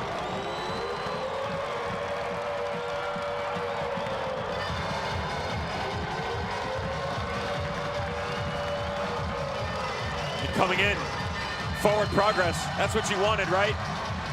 Get all the Foxes on one page. Jamal Johnson, Chavez, Lawal's had a few looks. Great movement in, rides that back line. Questionable, not whatsoever. Ebia Khan had his hand up. Jack Barmy had tucked it in as well. There was just too much space. And well done. Just tilts his kilt, rides to the outside, tucks it right down the middle of the goal. And Chavez, who has not scored in the better part of 2 months, gives his squad a nice little cushion.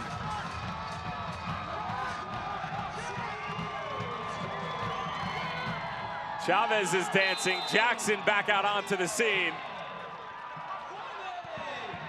Chavez's 3rd goal of the year. And as Devin mentioned, the goals have been few and far in between, suffering that injury at the beginning of the 2019 campaign.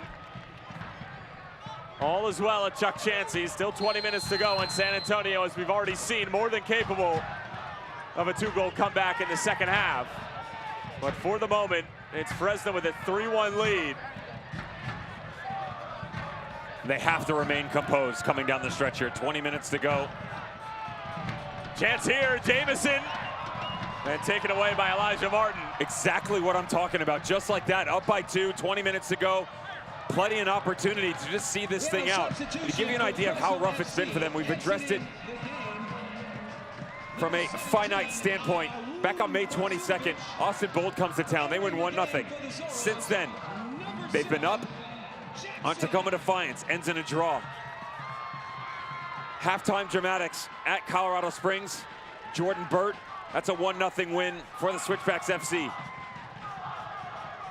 Most recently, Energy FC. We talked about that. Jamal Johnson's wonder goal. They succeed the lead. Same thing against T2 and added extra time.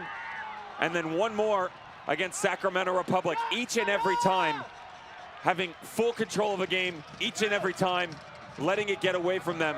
This is where you need to step up and find a way to get this done. Turn into that blue-collar tight team. We've seen the pretty play. We've seen some brilliance in the final third. Now lock it up, win your individual battles, and just see it all out. Poor giveaway from Green. Now it's Lawal fending off Yarrow. Lawal waiting for an option, showing off a bit of skill, but maybe too much of it. And eventually cleared away by Matt Cardoni.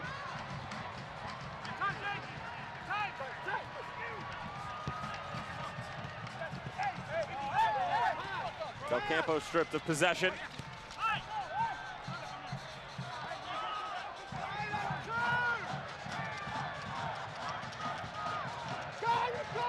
Chavez back for Jackson.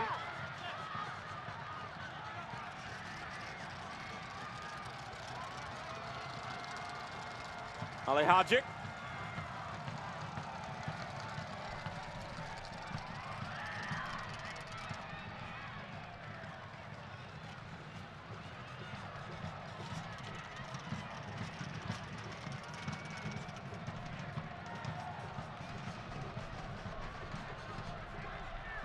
Jackson find Kurimoto. Brazilian again. Gonna slip it through for Zach Ellis-Hayden. He still might come away with it. Not exactly sure how he did it, and he's able to turn something out of nothing. All right, fans, time to announce tonight's Riley's Brew Pub row of the match. The winning row is section 122, row 13. Congratulations, you've won a free Riley's Burger courtesy of Riley's Brew Pub in Clovis. Hang tight, a member of the Fox fleet will bring down your prize shortly. Fresno looking for one more goal that would potentially and officially seal things off for Fresno. Meanwhile, for San Antonio, the road woes continue.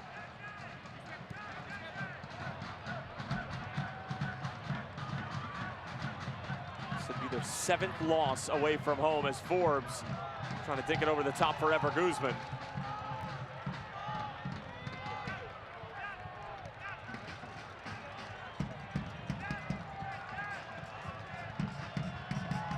That is interesting when you really take a look at what they have and have not done on the road. Asked Darren Powell about it, said, look, Darren, I wouldn't be doing my job if I didn't bring it up.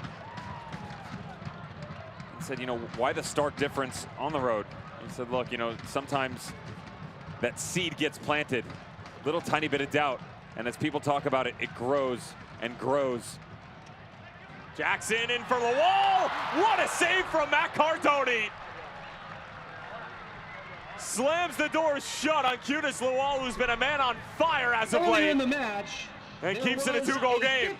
The only reason they're still in this match is because of that man right there. You have to fear the beard, Matt Cardoni. Great save. Watch this tracking all the way across. Jackson, beautiful ball to the back post. Lawal exactly where he's supposed to be. Needs to put this down and away from the goalkeeper.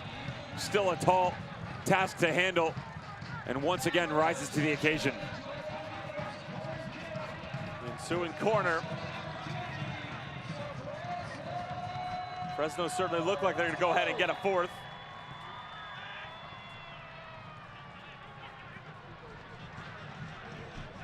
Flicked away by Guzman. Christian Pirano getting instructions from Darren Powell and the technical staff.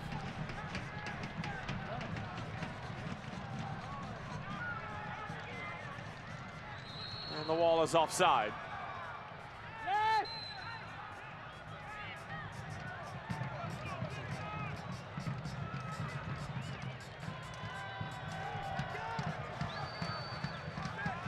And it will be Christian Pirano. He's 19 years of age from Argentina. Started with the Boca Juniors Academy, moved over to River Plate, a cardinal sin in the world of Argentine football. And he was mighty impressive in the few times that we saw him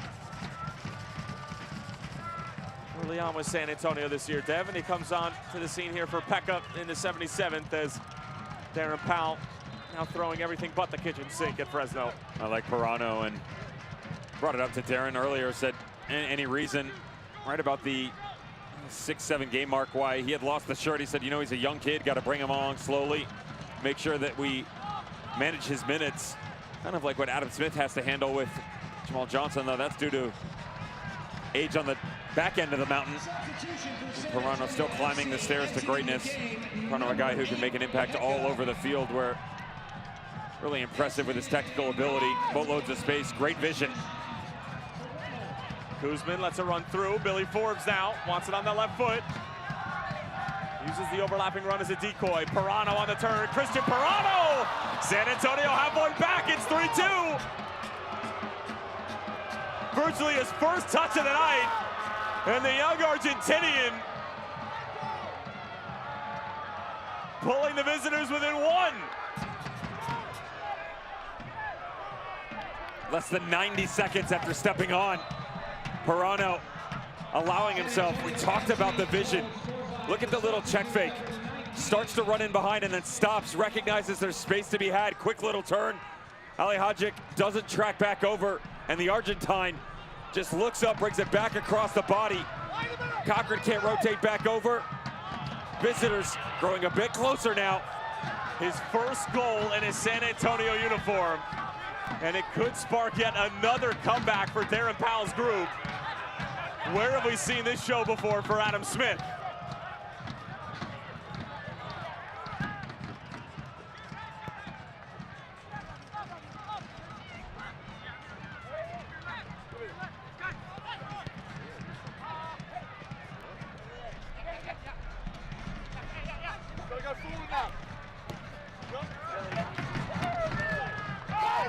Elijah Martin in for Kurimoto.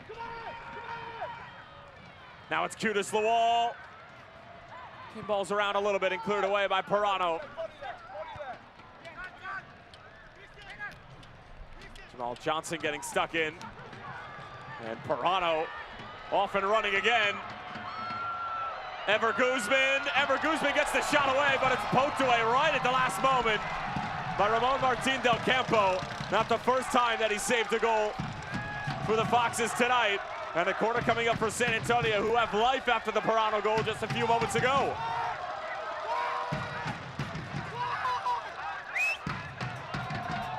Barmby.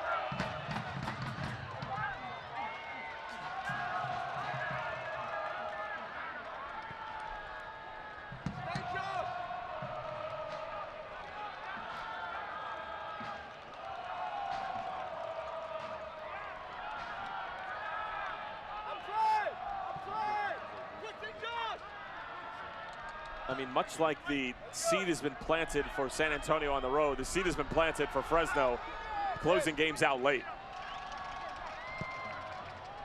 Closing games out late. Scoring goes as well. They all go hand in hand. It's kind of like a striker who hasn't hit the back of the net, but all these opportunities are coming their way. You ask any manager, one falls, and eventually it'll break the deadlock, and another, and another, and another. It's the same thing for road wins. If you find a way to get that one, that belief suddenly creeps back in as the disbelief goes to the wayside. And that's exactly what Darren Powell's looking for right now. Fresno, on the other hand, they're trying to find a way. They're just holding on for dear life. San Antonio has taken over the past 6 minutes. Well, something's got to give with San Antonio trailing on the road, and Fresno hoping that a 2-goal lead in the final 20 minutes isn't going to dissipate. Jamison cushions it down. Forbes challenging, calls for a handball, not given. Diego Casillas getting set to come on for Adam Smith. Kurimoto finding Jackson. San Antonio very stretched. Here's Chavez onside. Lawal at the back post. Lofted in. Qudus Lawal chests it down. Lawal on the turn. Saved by Cardoni.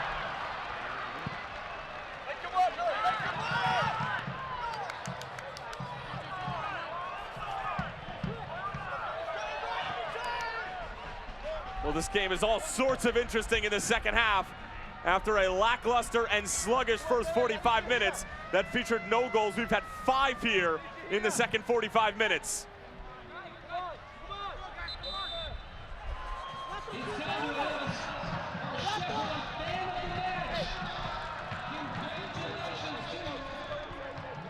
as Ramon Martin Del Campo gets a little bit of tutelage from Adam Smith. It'll be Casillas coming on and replacing Qudus Lawal. We were told initially that the substitute was going to be for Jamal Johnson, but a quick change from Adam Smith. That's going to be Casillas for Lawal here in the 82nd. Adam Smith managing the minutes for Jamal Johnson, and honestly second-guessed himself bringing him off against T2. Felt like he had an opportunity to get a good run out of him, and he's going to let him go the distance here. Qudus Lawal an opportunity just inside 10 minutes to go to put his mark on this match. Not able to do so. Cardoni again stepping up, making save after save to just keep the hope alive for the visitors.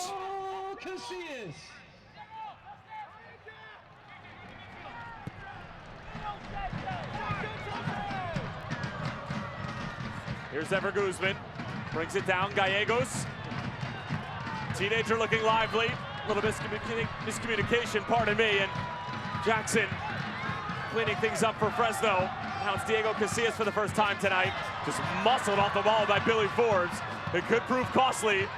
Forbes in for Jamison, poked away by Del Campo. And it will be a handball.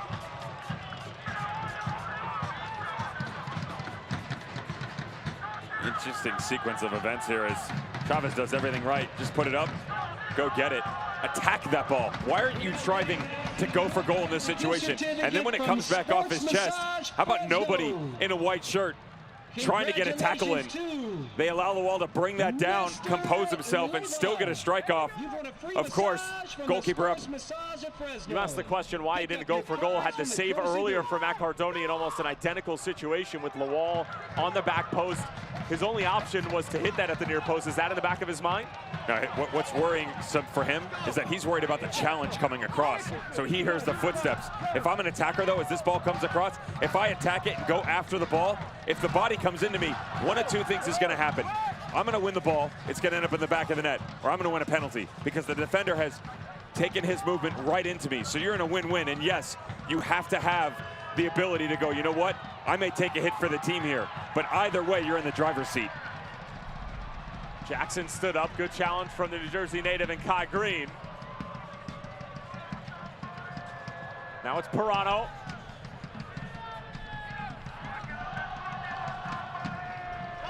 Gallegos slows things down. Green.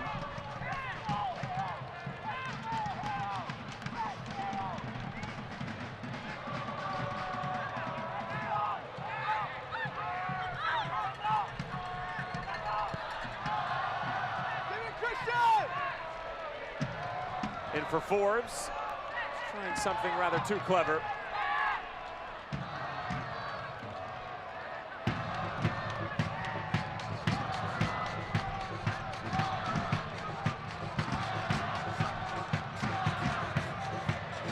Good work here from Pirano. Jamison, Gallegos now. Billy Forbes on his left foot, whips it across, but it was a bit too high.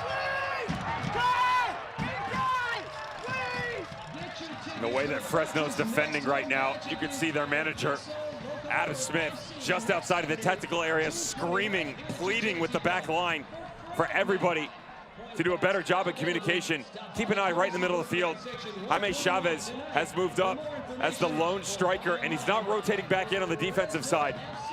So they're basically sitting with 9, an opportunity for Lahoud, who's moved to the interior, to control things a bit more and rotate Kai Green out. Is the biggest detriment on that play. Great buildup as this ball sails to the back post. Nobody's there. Awesome opportunity for Kai Green to rotate all the way back around and get involved on the offensive side of things.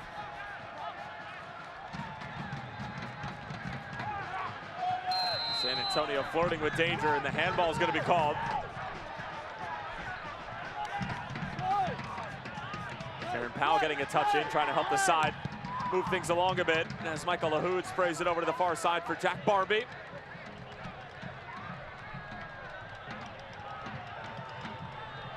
Poor giveaway though, straight to Ali Hadjic.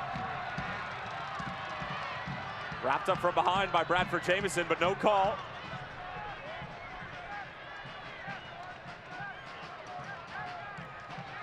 In for Gallegos, positive first touch. Guzman in the area. And it takes a deflection and a corner kick coming up for San Antonio, 87th minute.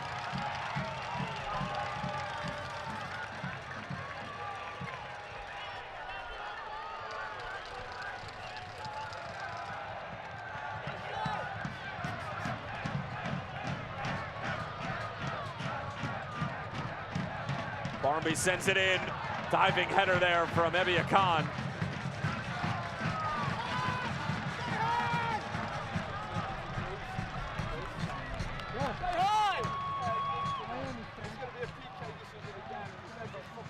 Zoros are trying to do their part to get their side over the finish line. Just a few minutes remain. Fresno in all competitions in the last 3 or 4 games have given up a late goal that has snatched away points from them. 3 of the last 4.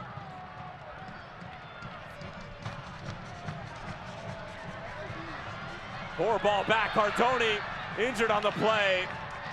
Kai Green had to get rid of it. And Cardoni will hobble back to his position along the goal line.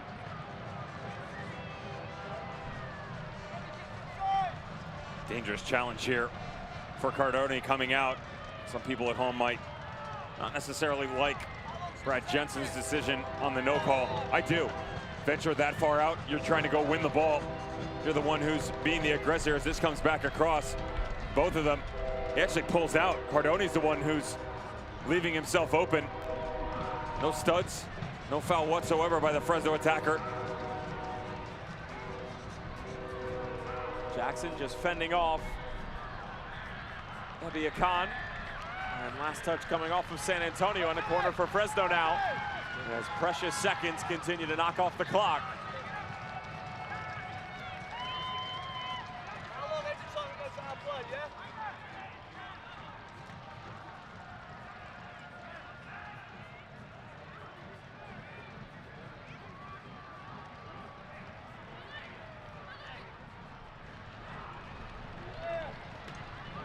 It's time for another Central Valley Toyota Dealers corner kick.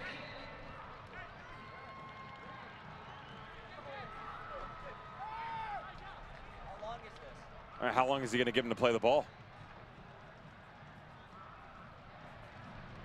San Antonio eventually come away with it.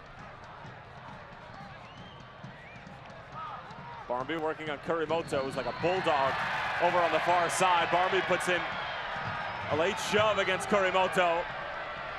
And now a little bit of a coming to.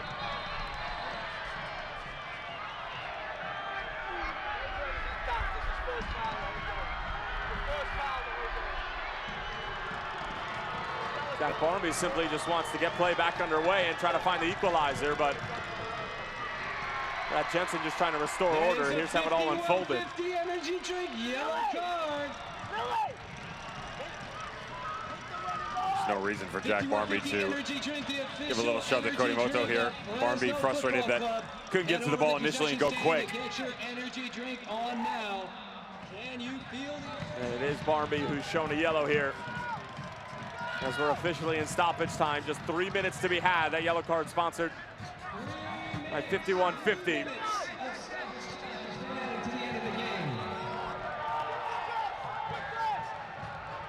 Assistant referee says last touch off Fresno.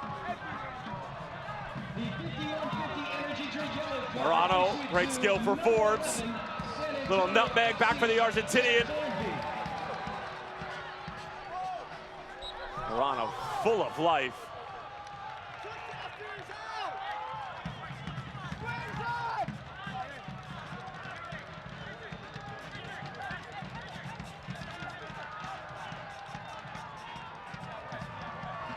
Just more of the same story for both of these teams. Quiet in the first, unimaginative at times. Wide open here in the second half. And what is heading towards a possible comeback for San Antonio. Foxes on the ropes. And San Antonio is still struggling. Think about their record, 0-6-1 on the road in the 2019 USL Championship season so far.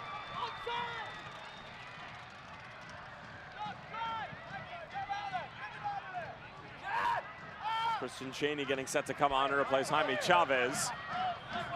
As a last-ditch effort, trying to waste a bit more time and get some fresh legs on. Jamison keeps it in play. Kai Green keeps it moving. Michael Lahoud. Everybody forward now for San Antonio. Early ball comes in. Handled by Elijah Martin. Jamal Johnson sends it towards Matt Cardone.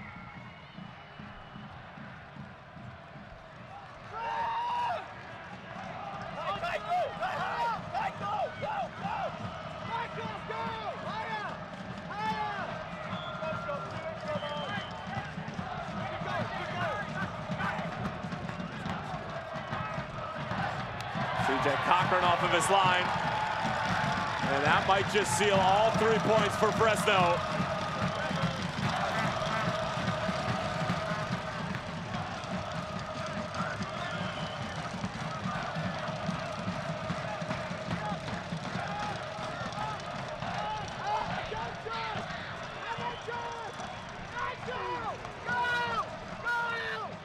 Darren Powell urging his side to move forward.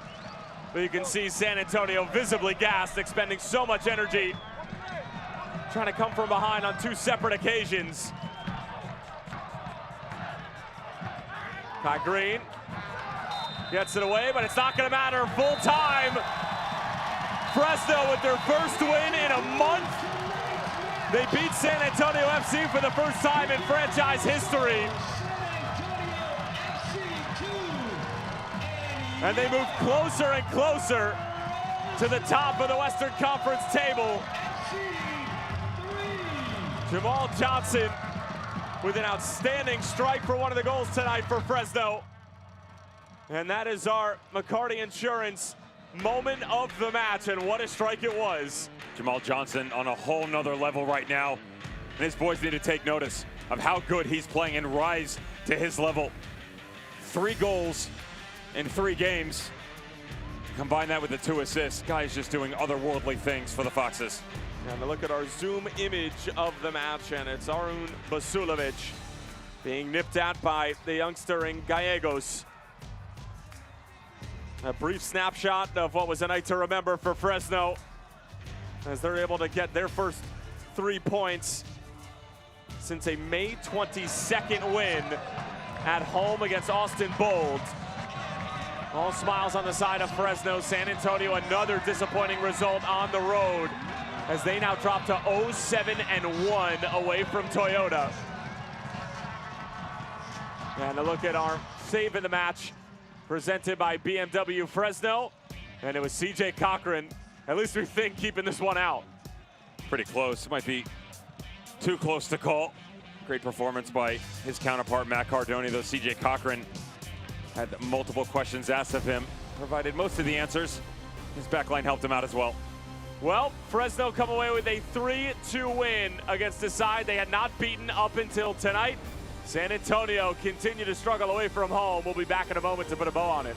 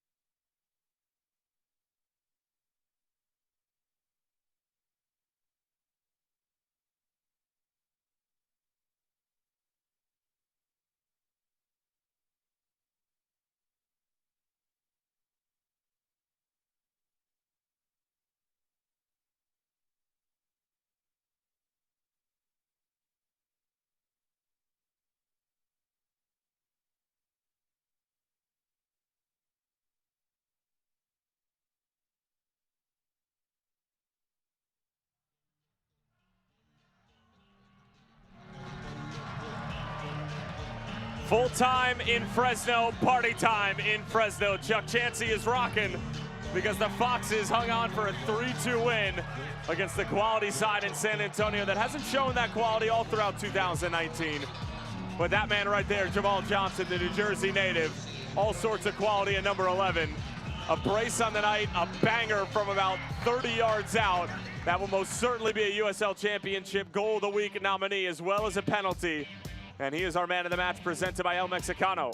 Men from Manchester coming across the pond, and he's been here for a few years.